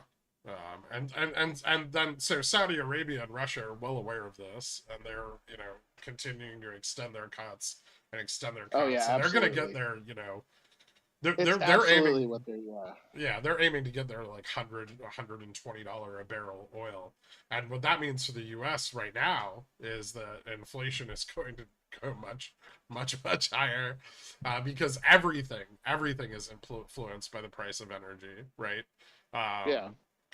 Supply chain prices, producer prices, that feeds over into consumer and services prices, Yep. And so I don't see how the Fed doesn't know that. Even if they're just looking at the Phillips curve, they must know that. And yet, if you look at all of the big economists are just shaking off the energy price rising, saying it's a volatile component of inflation. Yeah, right? but they're just idiots, right? Like, it hasn't the We're last all like, 24 months I mean, proven that economists' consensus but is about as probably useless half as of used them will toilet end paper? up on the FOMC at some point. I mean, yeah. Right. So I mean, But the difference tool. between like academic economics and banking, being a banker in the FOMC, they're very different, right? You can't. I think in the FOMC they learned pretty quick that they can't pull that shit off in the real world. Yeah. So I don't think they hold those like I don't think a lot of the FOMC holds those same beliefs. If they did, they would have been way lighter on their rate increases, right? They would have done the absolute minimum and just held to it. That's true. I hope you're right. But so I think you made a good point about, energy being in everything. And I absolutely agree with you that, yes, they try to exclude the cost of energy from core, but there's no way to cleanly, fully excise that component from literally everything that it's embedded in without a lot of uncertainty. So I agree with you that the energy going up is a key to all of this, and is largely a function of people who are shorting oil to try to make things look good in the short term are now getting their ass handed to them because demand hasn't slowed, right? And so oil's going to go up simply because supplies are being constrained everywhere, partially for political means, but partially just because they want to get paid for the oil they have, right, commensurate to the demand that exists. But I think the other piece of inflation right now, everyone gets so focused on core, super core excluding used autos, all these things where they just like take out the pieces of inflation that they don't like at the time. Yeah. And when inflation is driven by wages, the wages are just going to get spent somewhere, right? And so as something gets too high, they'll just spend more on something else. And then that thing will go down, right? And then the thing that they're spending money on gets high, but then they get too much supply of that. They bought too much of that, but then they have all this money, and now this other thing looks more attractive, and so they start buying that, and the money just moves around. The money gets spent, right? Unless you kill aggregate demand, the wages are going to get spent somewhere, and that's what we've been seeing is, different things go up and down. Like commodity or durable and non-durable goods are starting to go back up again, right? After everyone's like, supply chain's gone, right? The effect of the supply chain is over. So, well, China's manufacturing productivity has been declining quarter over quarter for like 4 quarters now. Yeah, but now that if that was true, if it was all just supply chain issues from COVID, why are non-durable goods going back up again? Well, we're creating all new supply chain issues. Well, yeah. But we're not decreasing our demand, No. And I agree, so the funny thing is, like, how do we seriously discuss things like decreasing oil demand in America, right? I mean, right now there is no discussion about that's not real. Well, that's not like a real discussion. We can't significantly decrease oil demand fast enough without obliterating our GDP. Well, we can't decrease oil demand like appreciably at all, like in any way, shape, or form. We buy too much Tupperware products. And if we want continued growth, we're going to keep increasing oil demand. Yeah, we use plastic bags and fucking, buy new fucking bumpers for our cars. We drive our cars to work and shit. Like EVs, they can shift oil demand over to natural gas demand, but by and large, a lot of our oil demand goes to devices that we haven't electrified yet, and also materials that we can't produce any other way. Kids got to have materials is the big one. Yeah, so much of the chemical feedstock industry and materials industry are dependent on the waste from the oil industry. Yeah, so like it just, the whole thing where we think that oil prices, I mean, when they go down, it's like the reasons why are just kind of silly, right? It has to do entirely with supply side than with demand side. There's no, it's the demand is very inelastic. Yeah, I agree. And it's about to go up, right? Because we're hitting like peak shipping season, and the U.S. ships everything by truck across its giant land mass. Dude, Elon made like 5. Oh shit! Yeah, except for those 5 Tesla semis. Yeah. So expect aggregate oil demand. If we improve our rail systems, maybe, but that's not happening. Like if oil demand actually goes down in the U.S., that is such a horrifically catastrophic harbinger of the economy. Well, right now, I mean, in the very, very long term, hopefully it will start to decrease as we move of to course. other energy sources. I mean in the near term. I don't mean like in a few years' time. Yeah, that's usually pretty bad. That usually just means the economy's in a recession, right? A deep one. If it's to the point where oil demand goes down, that means that unemployment has gone up enough that people aren't driving to their jobs, Yeah. right? And that demand for goods has gone down to the point where shipping volumes have decreased. That's like early days of COVID lockdown.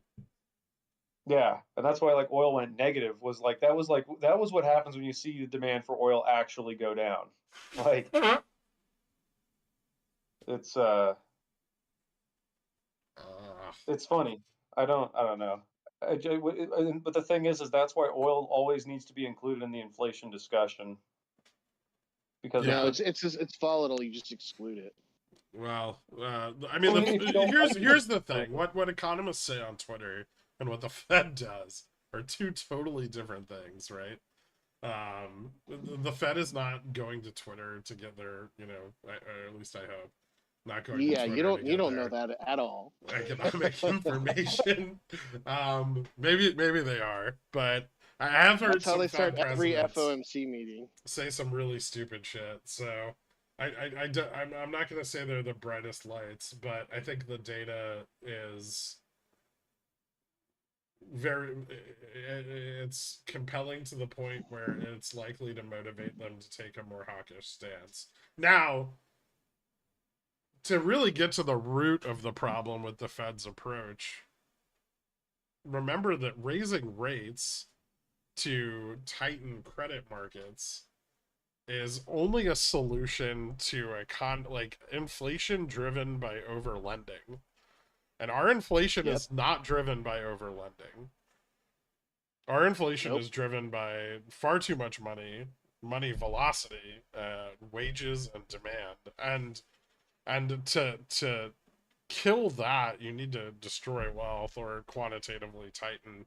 And the Fed should, and I don't give a shit about the FOMC rate, frankly, unless they're going to raise it to such a level that they cause serious economic damage, then it's not going to do anything. Like, the difference between 5.5 and 8.5% of a federal funds rate is not going to be sufficient to cause long-term harm to an economy that's not driven by overlending practices.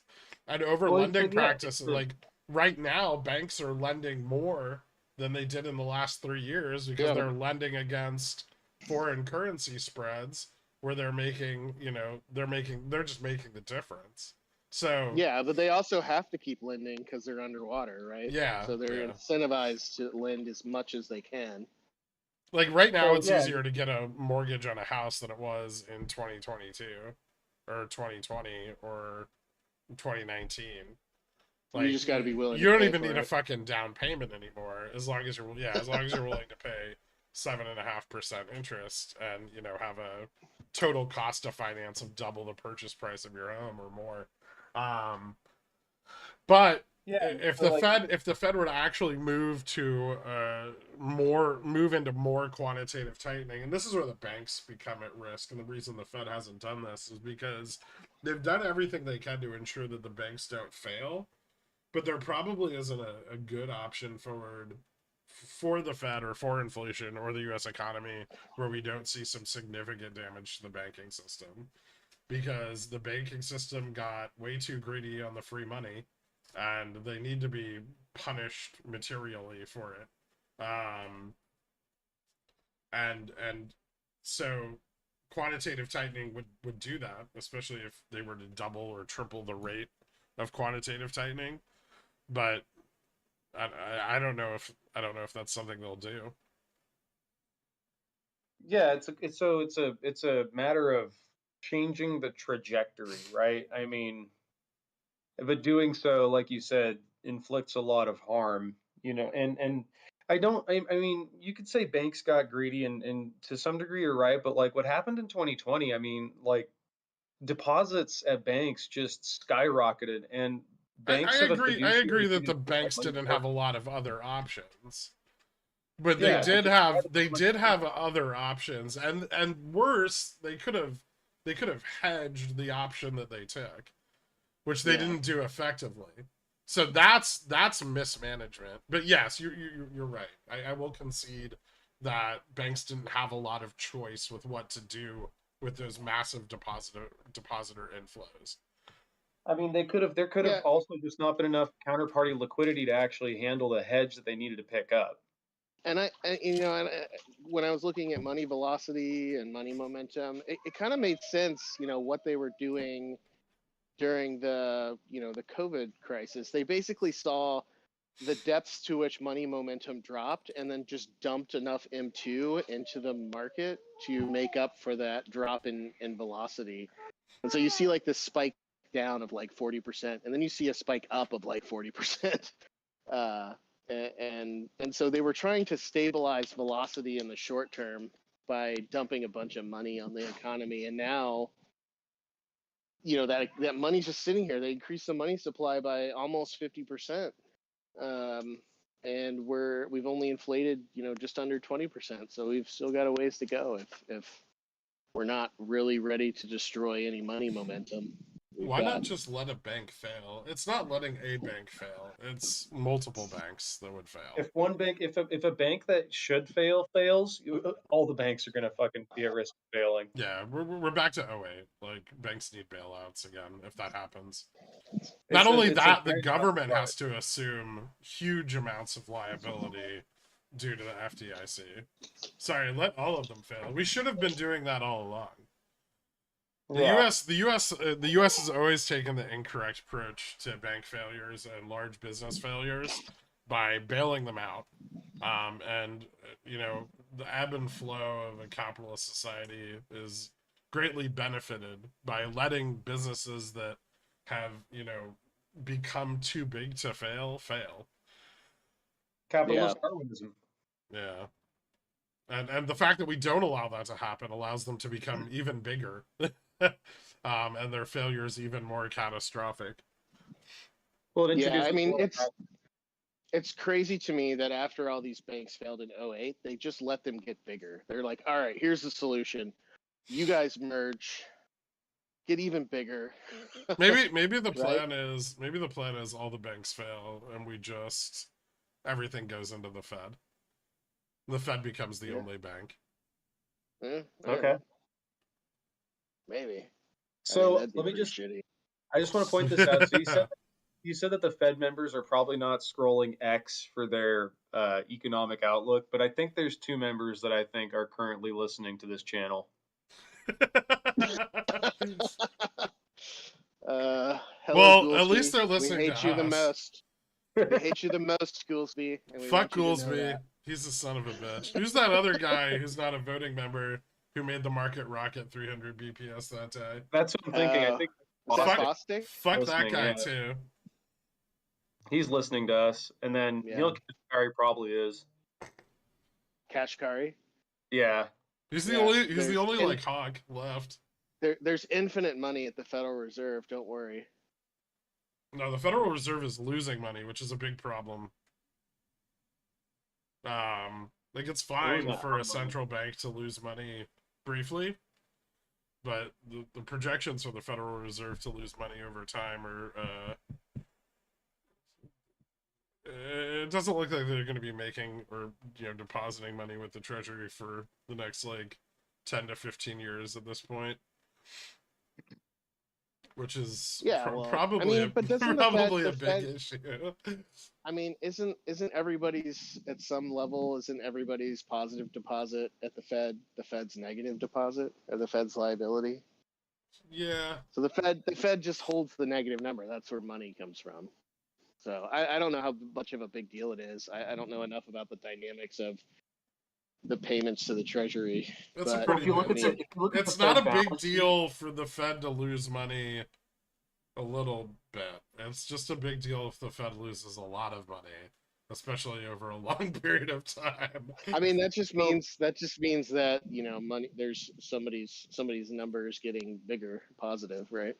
So there's a way to look at this, JFresh, from a statistics standpoint. If you look at, I think it's the Fed deposits and their year-over-year change, I think it is, you'll see that we're in like a 4 or 5 sigma drop. Right? Yeah, I know, it's crazy. I've seen it. I just don't know what it means, because I mean, the Fed's business is holding a negative balance on their books. Like that. Well, That's what their job is. it means the law of unintended consequences is what it means. Yeah, something could happen, but I don't know what it would be because I don't understand the dynamics of that treasury payment and how impactful it is for anything. So, Do we want to discuss credit events? Dork, would you like to discuss the one I have on the screen? yeah, I think Dork is better at that than me. You'll like what I've done. Oh, what do you got here? Oh, okay, cool. Yeah, you did the thing with the stuff and all that. Okay. Yep. Ooh, Yeah. I'm not looking at the screen, so thing with the stuff, I know exactly what you're talking about. Yeah. So he's got the rough pricing of a swap, of an interest rate swap between yen and dollars, and then the basically the spread between the Fed funds rate and the 1 year, I believe that is, and then he's got the spread between VIX and I think it's a 2 year or a 1 year VIX future contract, and the spread of the bond spread that we're looking at is well above zero. So this is one of those areas where it's kind of like it's basically showing the inverted yield curve in a way, but it's showing its relationship to volatility hedging. Vol convexity hedging, right? Yeah, roughly. Yeah. So and this so the red and green chart, just to kind of rehash it, kind of describe the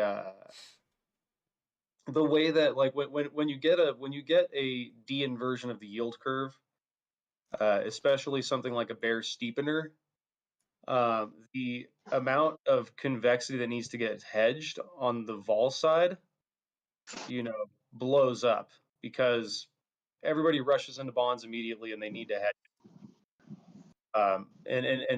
What's good, it's because the convexity of the bond curve as the bear steepener happens is rapidly changing.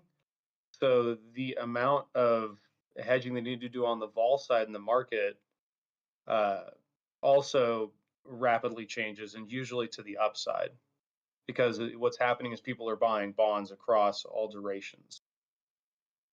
So Yeah, speaking of VIX, yeah, I was just doing like some sanity checking because VIX has been going way down. But if you look at put call ratios on the SPX and the weeklies and the long term contracts, call open interest has basically been flat since the beginning of 2022, and then starting like around October, we went from an average of like 2.5 million put contracts to 3.5 million contracts, pretty much in a straight line up, coinciding with vol. So we're talking about like potentially up to 1 million contracts on the SPX on the put side being sold.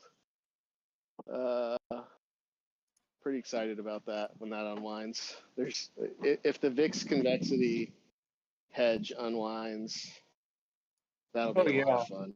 At this point, I mean, and this kind of comes down to, when you think about the short treasury position that's currently in the market that everyone's, all going crazy about, that also has a convexity hedge in the vol market as well, in the opposite direction, which is why I think we see VIX, doing the weird shit it's been doing.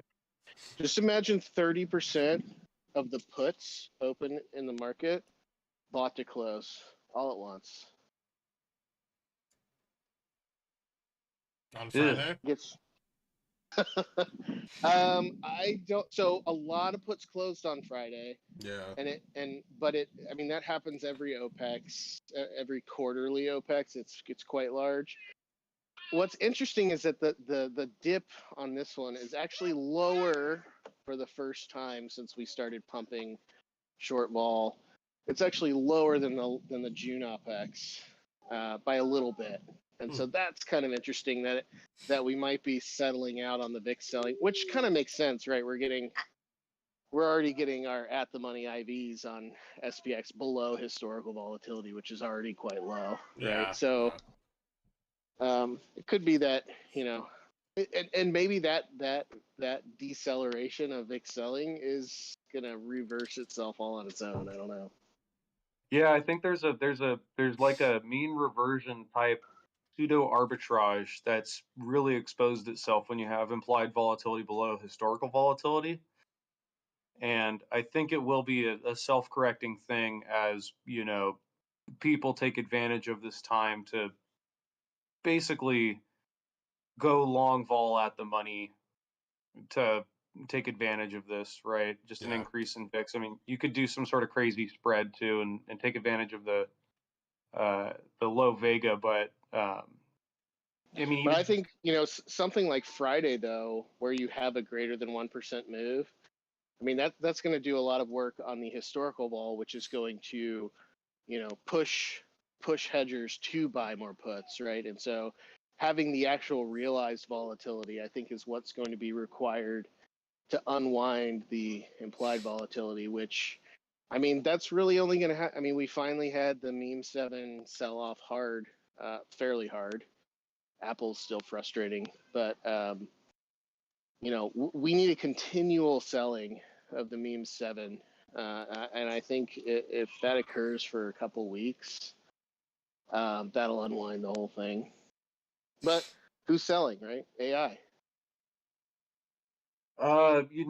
the meme 7 is it's interesting, right? The paradigm of what safety means has changed so much in the past 3 years that it's really hard to kind of wrap your head around. Before, it was things like utilities providers and people with a lot of municipal exposure.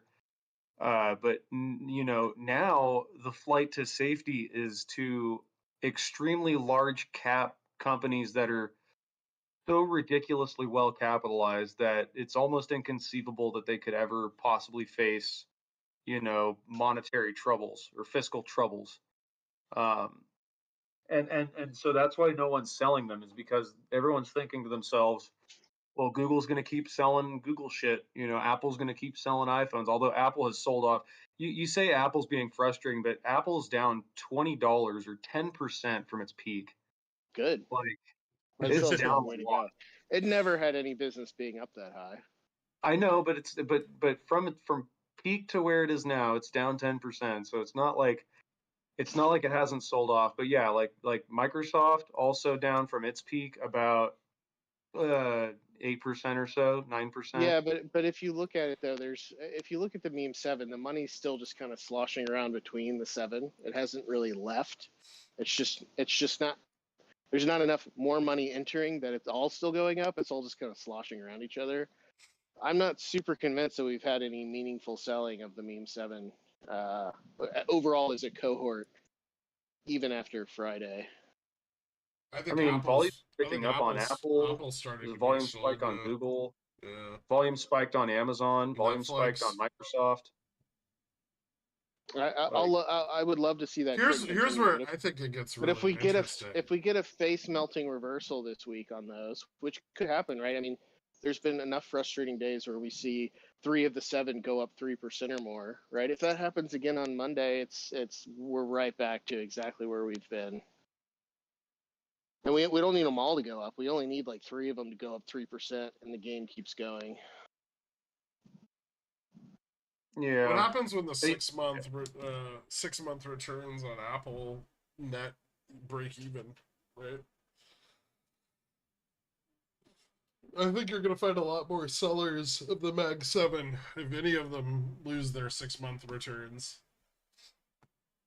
Yeah, I mean, it'll take time to play out. Nvidia is very far away from that, obviously, but not that far. If you go back to May, 390, right? You start losing that second quarter earnings bump. That's gonna scare people. In Meta's. Yeah, but who's really going to sell Nvidia until, right? They guided 16 billion. Who's going to sell until after that, right? That might be too late. But what's going to cause people to really want to sell it, right? What's changed? I mean, I think more and more people are realizing that AI doesn't make money. First of all. Well, yeah. I mean, I think I'm pleasantly surprised that the overall deltas on a lot of things are just starting to go down, including on the S&P. So I think that there was a lot of fervor and a lot of momentum, and I think that the people who pushed up on the first push to 4,600 with all the memes, I think they're much less willing to continue pushing. And so, yeah, I could see that. But I mean, I think what that says is chop, right? If the market can catch a bid and on the deleveraging side, I mean, yeah. The market caught a bid, right? It couldn't go down below 44.50 no matter what anybody did, right? I think the next 4 quarters are gonna all be just the market going down, unless we get a crash. I think this quarter it'll be flatter than it's been. I don't think we're gonna get any like face melters, but you know, if like I said, if wages keep going up and demand stays high, they're going to raise prices and they're just going to make money simply from inflation, right? Well, so the thing is you're also, I mean, everybody knows about this too, but no one's really talking about it as much as they were. But there's this big wave of maturity hitting in corporate debt, and a lot of, floating rate debt has to get renegotiated in the next quarter or two. So yeah, but everyone except the meme 7, I mean, they're already much more appropriately priced for risk, right? They're still not, they're still too expensive, but they're not inflated, right? So it's really just all up to the meme 7, and they're well capitalized. That's not going to change in the next couple quarters.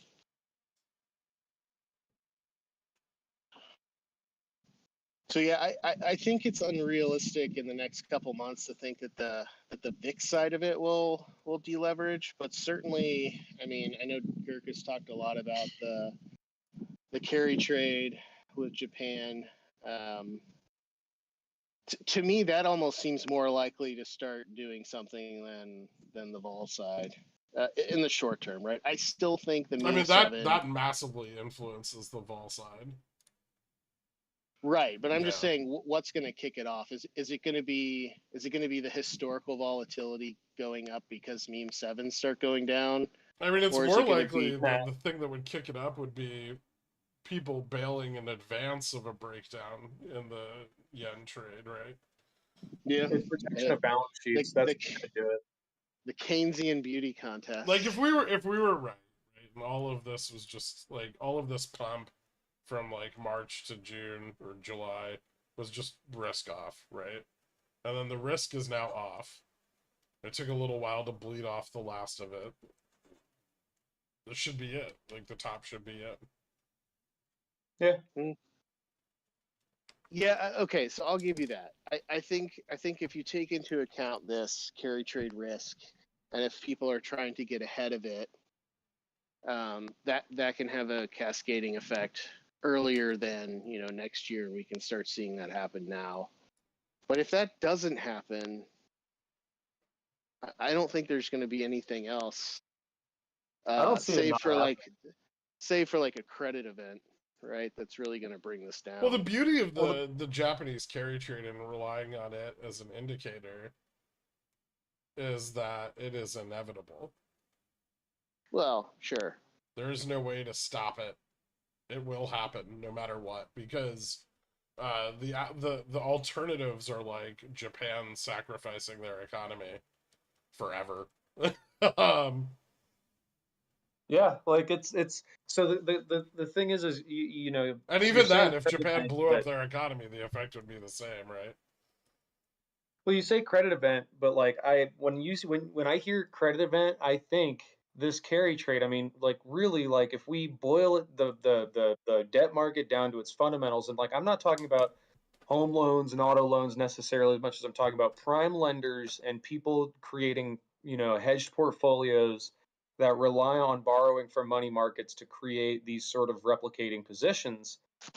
These avenue, the only avenue for liquidity, the only game in town to get a positive yield on your prime lending practice are to go and do an interest rate swap with Japan at this point. That's the only way you can actually get enough liquidity to supply these replicating portfolios. And so they're borrowing from money markets, putting money into money markets, all these things. So when I hear credit event, I think this trade. I mean, there's no way to hide this, and the risk of the monetary policy decisions of Japan are starting to get so great that there's real uncertainty in this carry trade going forward. And that is what causes an actual credit crunch, is the willingness of these prime lenders to actually go and prime lend. That's the fundamental building block of what makes number go sideways or up and to the right, is the ability to create these positions and fund them. And if those positions lose their funding, or if the rates, like the return, like the interest rates on them go up, you're going to see a huge rebalance in the market as everybody reacts to the new interest rate that they have to take in these positions. Like, it's the risk-free rate and the options pricing, but even further than that, it's the interest rate and if you wanted to hedge a put without buying a call, you'd create this replicated position that is dependent on interest rates. And where you're borrowing money to create this position with the assumption that it's going to reflect, the opposite of so it's the implications of a credit crunch go way beyond the affordability of a house or a car. It goes into the ability to have a position be in a stable state with your current exposure. It's gonna completely fundamentally alter the landscape of those types of portfolios. So that's why I think that the Japan carry trade is much more significant than a lot of people realize, because it is the only game in town to get a positive yield as a prime lender. And once that goes away, if the yield curve stays inverted, it's gonna be catastrophic. So we're probably gonna see the bear steepener just get put on hyperdrive as the Japanese, as the Bank of Japan, to try to mitigate the destruction of its currency. Yeah, And when they take that's the also a drastic big step. assumption that they're going to take slow steps to mitigate, right? Like, I mean, Yeah, think about their last slow step. This was the YCC change. This was the announcement of the YCC change. yeah, All that right, was the so it's up. rumor. So it's up to Japan. All eyes on Japan. Well, it's up to Really? us and Japan, right? Because both sides of the same coin. Yeah, we'll Yeah, see a but I lot. mean, If JPOW right now, if JPOW holds rates while yields are expanding, that means Dixie's going to go up, which is going to drive yen down, which is going to pressure the Ministry of Finance. That's going to pressure, the continued inflation is going to pressure Japanese inflation. Like, the beauty of this is, even if we solved inflation, there's no way out of it. Like, even if inflation was solved and the Fed could move forward with rate cuts would collapse the trade, right? And what if Yeah, yeah, the reason that we see that in the data, that like the uninversion of the yield curve and the Fed rate cut causing crashes, this is why. Like the Japan dollar carry trade is the reason. Because anytime US rates go up, US multinational financiers seek the cheaper rate in Japan, and that's been true for 30 plus years.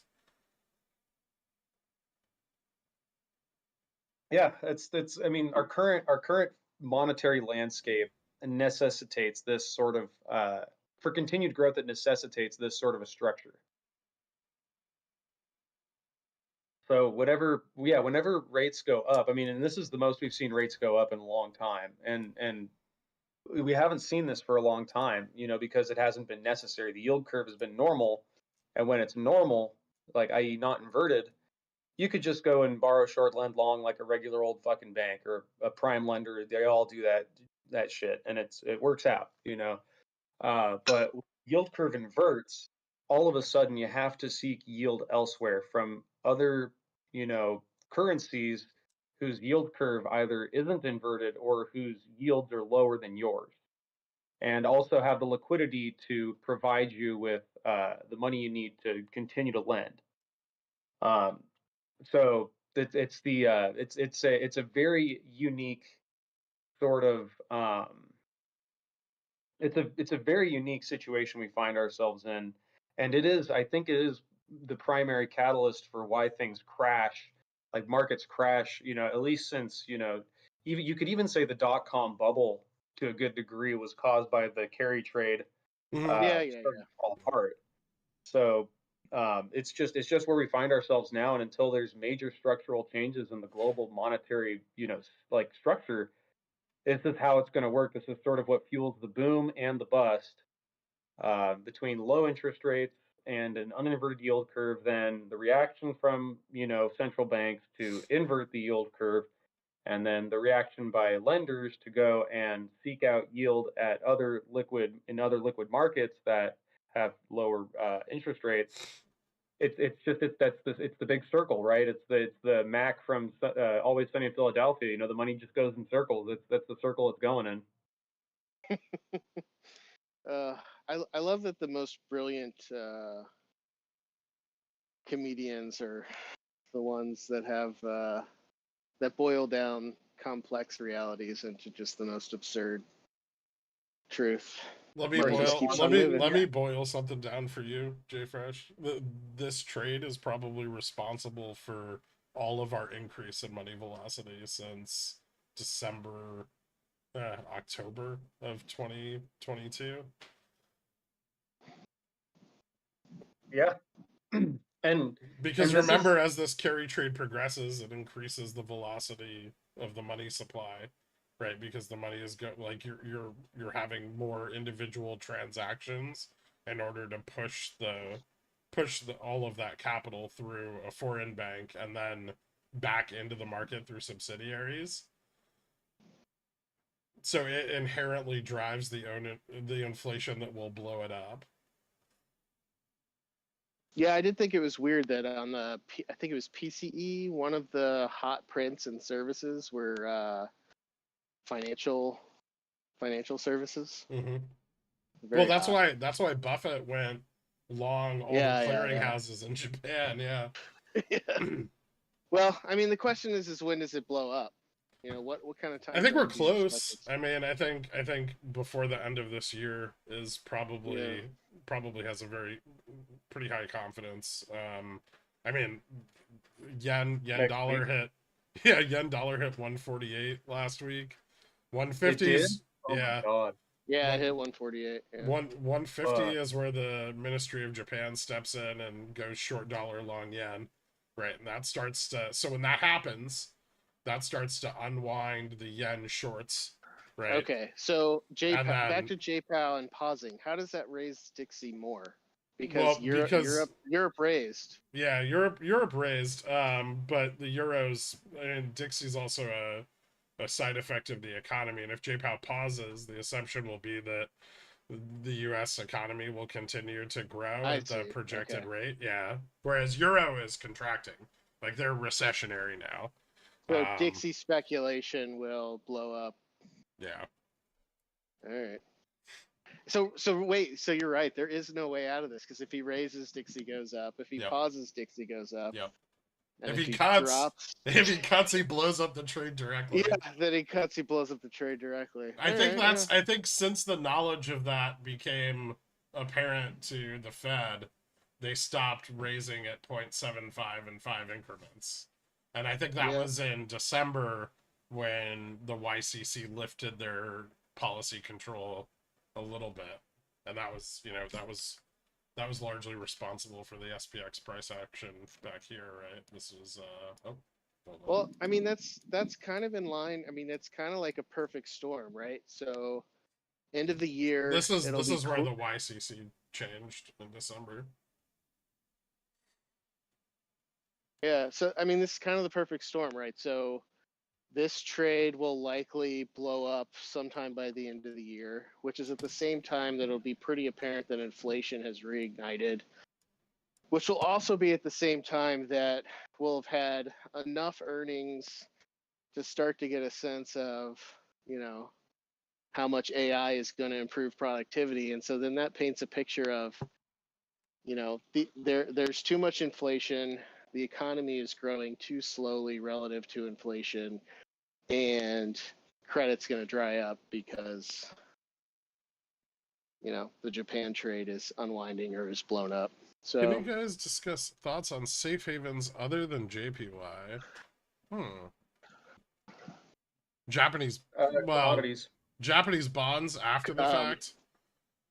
Cardano. Commodities, not Cardano. Absolutely not Cardano. Yeah, commodities, energy. Energy's probably priced to continue upwards for a few more months at least.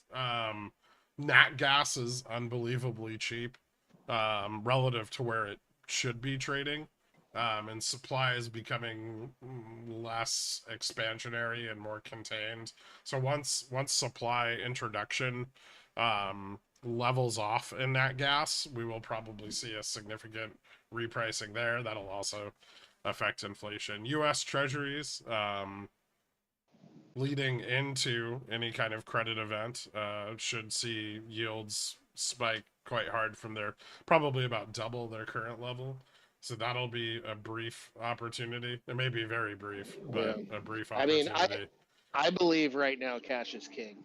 Money market. Silver, gold. I mean, those are going to be. Money market is dangerous to Fresh. If there's a dollar collateral crisis, your money market returns become very negative. Yeah. Well, they don't go negative; they just go down, right? Flat. So I mean, yeah. So I mean, certainly right now, VIX it's hard. Volatility probably has good returns over the next year. Yeah, I mean, right now it's really hard to beat the risk-free aspect of the dollar. So I would hold. I would have. I have a significant amount in money market right now. And I've also got some duration. Kind of in like the 2 to 5 year, and I'll be looking to expand that out as things start crumbling and rates start going up on the long end. Yeah, utilities are a backbone investment. Like they're very cheap right now because people assume there won't be a recession. Consumer durables, consumer non-durable staples tend to benefit from harsher financial conditions, or at least they don't lose a lot. And there's a lot of variables there, but some of them improve during economic hardship. Some of them just don't lose a lot of money during economic hardship, which is fine if they're yielding returns. There will be opportunities, more importantly, I think, a lot of places. More so than being what to invest in on the way down is what to invest in on the way back up over the next 3 to 5 years. It's always it's never a bad idea to keep a significant amount of your holdings in AI growth stories because stonks are going to the moon. So my one thing about money market funds is like if there is an actual bona fide 2008 type thing that happens, the perceived liquidity of money markets is going to go away. Like that's the biggest challenge you're going to face is getting your money back out. So a liquid asset. Yeah, but like I mean, I have a couple of money markets, and probably the least liquid one is in my retirement account. But that one's just like you have to hold it for a year before you can take it out. I don't think that's a huge deal. But yeah, people should be aware of that. Well, yeah, at some point you may go to withdraw from your money market, and if they can't even balance their NAV, what makes you think they're going to be able to give you your money? Well, I mean, right now the money markets are still, I mean, a lot of them are still dependent on RRP, so the liquidity is daily, right? However, the on RRP has been dropping quite substantially, probably to the great dismay of Super Stonk.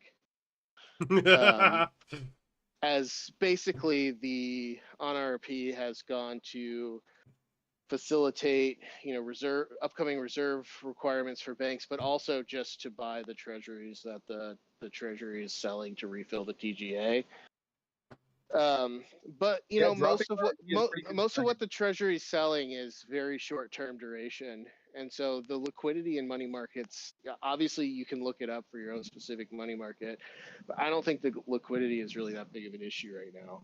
No. It doesn't become an issue until it is. Like that's fair enough. I mean, don't put everything in the same place, but yeah.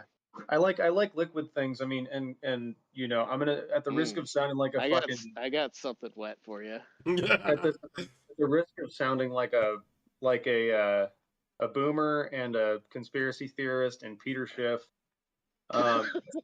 A small amount of exposure to gold, I don't think, is a bad idea because of the knee reaction of the boomers. I mean, just buy Cardano. It's not. It has nothing to do with boomers. Okay, let me be very clear about the importance of gold in the international monetary system. It has to do with banks wanting to turn to same as cash liquidity with growth potential.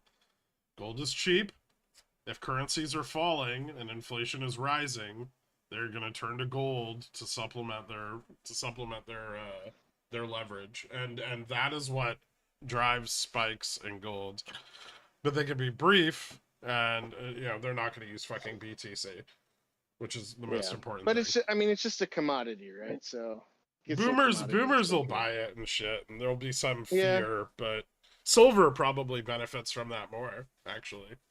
Silver really benefits from the boomer buying more than gold. I think we all need to just accept that gold is just a commodity now, and there's still people that would like it to be a monetary tool, but it just really isn't. Well, it also depends on the country.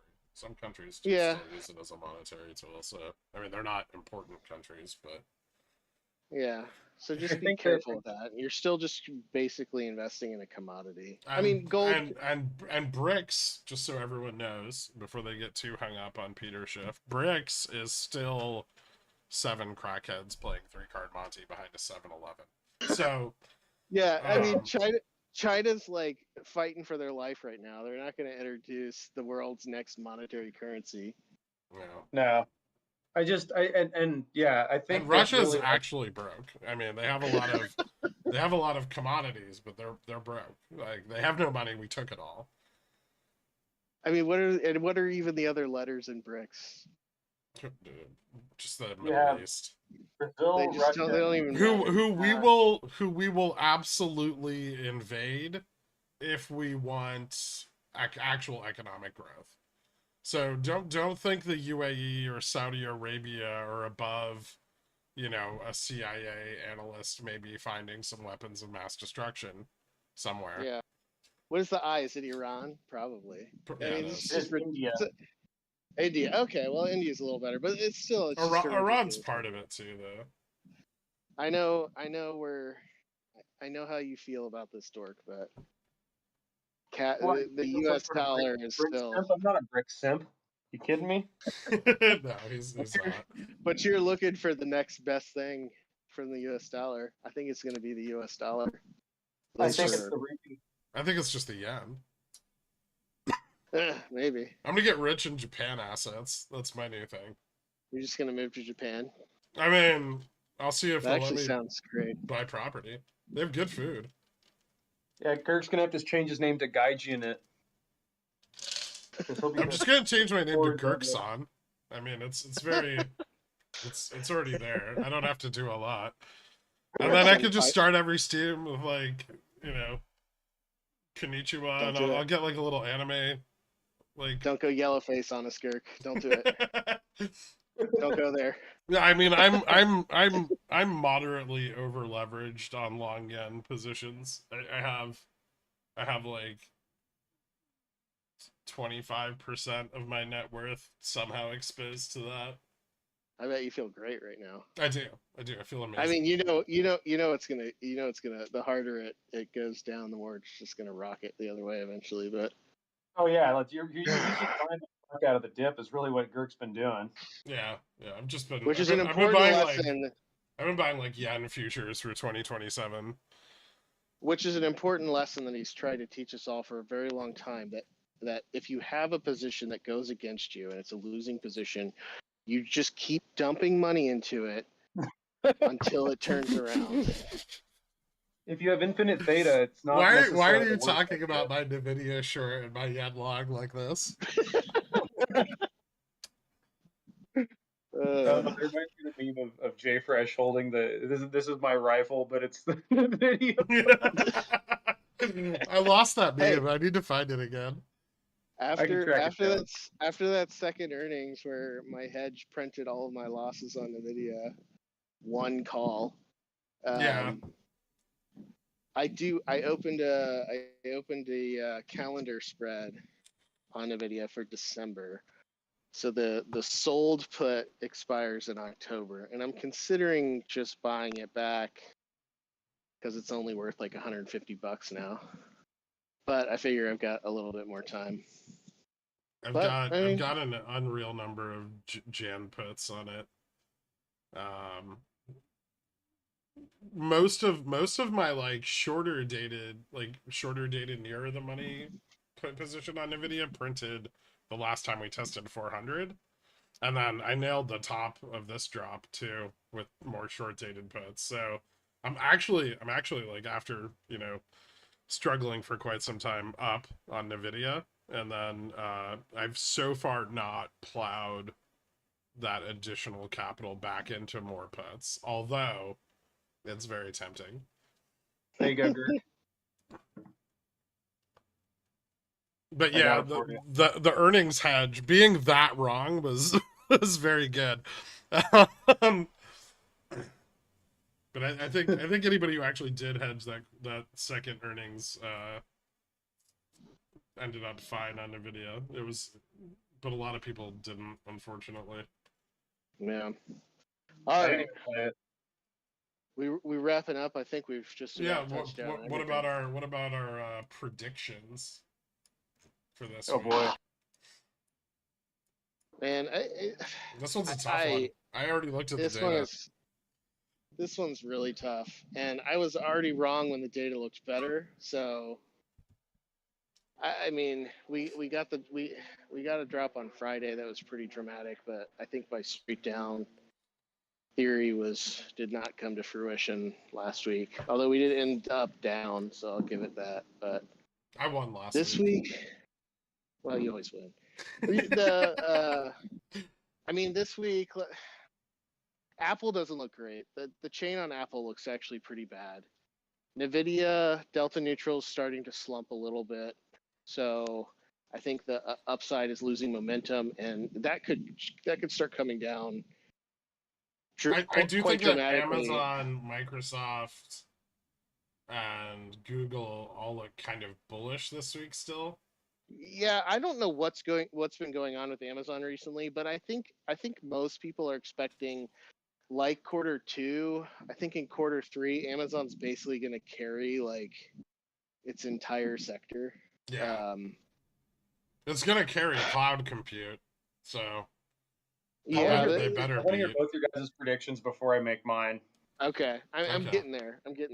So yeah, so I still feel, because it's mixed on the meme 7, that, and the fact that we bounced off 450 like 5 times on Friday, and that was well defended, even with all that negative momentum, Mm-hmm. which I think was mostly driven by OPEX.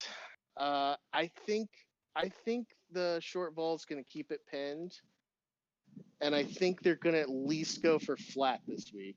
So I don't know what's going to happen after Wednesday. I don't expect any huge moves either direction, outside of our range of like 44.25 to like 4,500. I think we'll stay in there until FOMC. I don't know what's going to happen. I think most likely J Powell's going to continue to be the cuck that he's proven to be, and we'll end the week up. So I'm going to say flat then up. Okay. How volatile on the flat? Like, I mean, 44.25 to 4,500. I don't think we're going to do any significant breakouts either way. I would be surprised if we even go down all that much on Monday. I say that we still have charm from the weeklies that's going to fall off on Monday. I think if we open below 44.50 tomorrow, down, maybe to the trend, maybe below. Well, here, I'll pick a different color for me. I get blue. and then I say we bounce into FOMC, then FOMC decision will drive either 0.25 will be flat into the end of the week, or pause will be up a little bit into the end of the week. But I still think we stay under 4480. Ooh, all right. Yeah, I would say I could see us ending above 4,500. Maybe not much, but Okay. we could test it. All right. So I think I like both your guys' predictions, but I'm gonna go ahead and I'll be the counter guy this time around. Okay. So my prediction is sub 4,000 end of week. All right. I mean, are you going on another trip or what? No. Yeah, because if you don't we tell just us had- that, that's not fair. Yeah, you have to tell us if you're going on a work trip. I'm not actually. Wait, no. I am going to be gone 2 days out of the week. Oh shit! Which 2 days? You did not disclose. Hold up! I'm changing everything. So I'm going to be gone Tuesday, Wednesday, I believe it is, or Wednesday, Thursday. During the my FOMC God, meeting? You're going to be gone during FOMC. Oh, How did Jesus. you not disclose this? I'm full porting puts. So I mean, but I mean, there's reasons why I think. Basically, my thought is, if there was ever a time this year where there may be a market crash, probably next week. I'll give you that. The window is short, but it's there. I kind of agree with you. I think if we slip 4,000 tomorrow, it's over. Oh, sure, yeah. Yeah. But I mean, if we were going to slip 4,000, I think it would probably happen tomorrow or the next day. Yeah. So I mean, that's kind of where my prediction is we could just drop 400 basis points, at open, and then just keep going down because some asshole did something stupid. If some asshole did something really, really bad and stupid, it's probably going to all sort of come to a head this week. But my prediction should be taken with several metric tons of salt. It's obviously purely just a statistical odds play and not as much of a data-backed play. Like if we were going to go, I think October OPEX is better for a crash, but I hear what you're saying. It's a quad. It's a quad witching, so there's a bunch of expiries just happen and shit. But Yeah.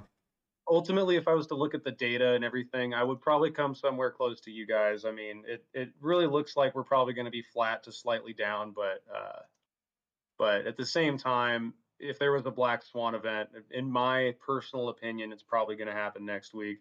Doesn't mean full port, SPX 3,500, weeklies, but I'm carrying crash insurance. I mean, even just like the tiniest bit of exposure will help you out a lot if you have a lot of core holdings that you want to protect. we're watching Dork slowly turn into Peter Schiff in real time. No. Okay, so No. He has a valid like thought process about the market crashing. I mean, there is a window here. I don't think it was open enough, and I think it felt like they kept too good a control of all on Friday for me to have a ton of confidence in that this week. But all of that control could be lost tomorrow. Oh yeah, I mean, if futures dump us down under 44.25 by open or lower, oof, I'll get excited. Yeah. But we all know. Then my projection changes to JPM collar before the end of the month. But we're not there yet. I don't think. I think too much has been pinned on this FOMC meeting. But they really do need it to go the right way. I think if we get another rate increase, it's going to be really hard for them, especially depending on JPA's guidance and the dot plot. I think it may be hard to impossible for them to start pushing this is the last rate increase narrative. Because I think even if JPAL pauses, it's going to be like a hawkish pause. He's gonna pause and he's gonna be like, yeah, but we're probably gonna do 4 more rate increases by Q2 of 2024, right? Well, they've had a lot of time to mull it over. I would be okay with that. I might stop calling him a cuck if he did that. Yeah, I think the J-Powell's dot gotta do plot's something about to serious get because no one really gives a ugly. shit about him anymore. Like the market doesn't give one fuck about the Fed right now. Well, the market's not only do they not give a fuck about the Fed, they're fighting the Fed. And historically, anytime the market has fought the Fed has come out twice as hawkish. In like the following quarter. So, yeah, I don't think this is gonna be good for those who think they can fight the Fed on inflation. You know, all the pundits that are like, oh, we're gonna just take 3% as the new normal and like it's gonna be fine, and all of the all of the people that are, you know, bullish on J-Pow cutting rates into the beginning of 2024. And if that dot plot changes, remember that forward pricing of swaps and bonds is going to change dramatically from where it is now. Yeah. Especially with inflation now being realized as hotter. And the dot plot's going to account for that hotter inflation spike over the next at least 2 months. We have two more prints now that are going to be hotter than the August print. And if oil keeps going up, the next one too. Like if oil continues up through October, then our, you know, November, December prints are going to be very hot as well. And so, yeah, I think that's going to at least be obvious in the Fed's data this time. But remember that we don't get the minutes and we don't get the dot plot until. Well, actually, do we at this meeting? Is he going to present it? I don't know. I think he usually just like talks about it, right? People ask about it and he gives like some like on their like quarterly meeting, he presents the dot plot. On the rest of the meetings, you have to wait for the minutes. Okay, that would be important for us to figure out after this. Yeah, I should probably check that. I think this meeting's the dot plot. In which case, yeah, I expect the dot plot to be pretty bad. Kirk, I'm pretty mad. You didn't make my red line go down steep enough. Oh, I'm sorry. Okay, I'll fix that. Yeah, that needs to go. That needs to be down below the JPM long puts before the 20th. You said under 4K by end of week, not. But that's how I expected to get there. Oh, just like this. like literally, yeah, just like that. Yep. Oh, okay. No, well, yeah, okay, I'll take that. All right, I'm just gonna say that you've drastically changed the accuracy of your potential prediction. I mean, yeah, this is the only week where I'm going to do something like this, at least until I don't know, a little later on. But I just have it's not necessarily a good feeling; it's actually a really bad feeling. But if there was a week, I have a feeling I'm probably going to be like, honestly, my prediction, I think my personal odds I'm putting on it are less than 1%. But I want to throw it out there just because if it happens this week, I'm going to be a fucking stomp god and everyone's going to have to worship me. I mean, I'll agree with your prediction if we open under 44.50 tomorrow, but unless futures indicates that, I'm going to stick with. We all know futures are going to go up 0.2% before open, and we're all just going to yell at it all night. I know, I'm going to be so butthurt. It might be next week. I think this week there's too much. I also think there's too much repositioning that needs to occur this week because the insane amount of options that expired last week and like the chain. I mean, there's like 3.4 trillion in expiries on the AM expiry Friday.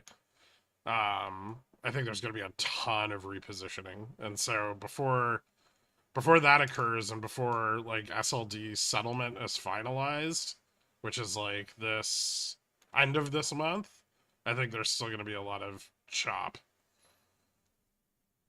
Yeah. All right. Well, all we can do now is wait. Yeah.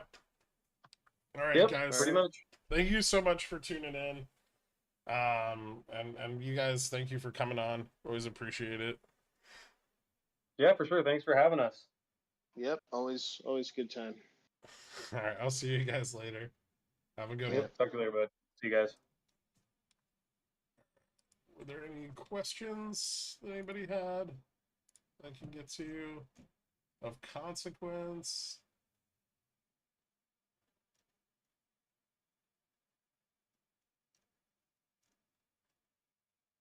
How many Jan 2024 200Ps do you have? A decent number. It's enough.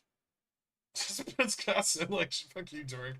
If Jiba isn't saying he's data dependent, what recent data helps him justify a pause? I don't really think any of the recent data justifies a pause.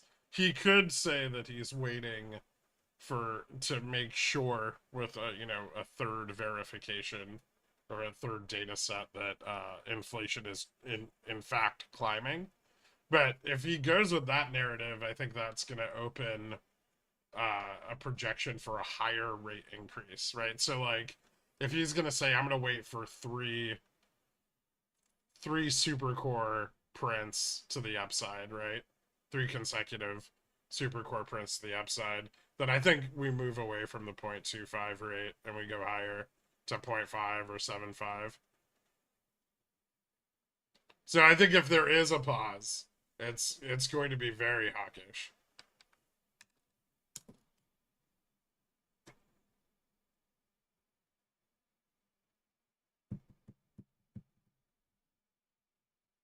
Anyway, thank you guys for tuning in. I will see you bright and early tomorrow morning. For everyone, I'll have Pickles picks up tonight, probably around, I don't know, midnight to 2 a.m., somewhere in there. I must know how many Jan 2024 200Ps, please. Hold on, let me check.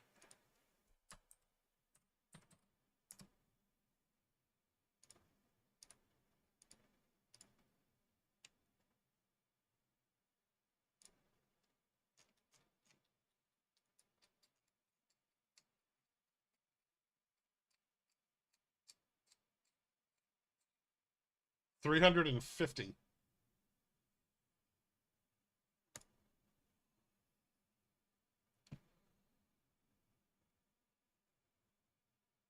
And they're all underwater. They've been underwater for some time, but I hedged them off pretty well, so I don't have a lot of cost basis there anymore.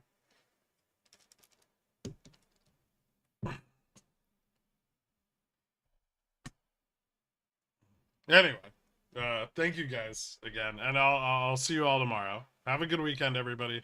Later.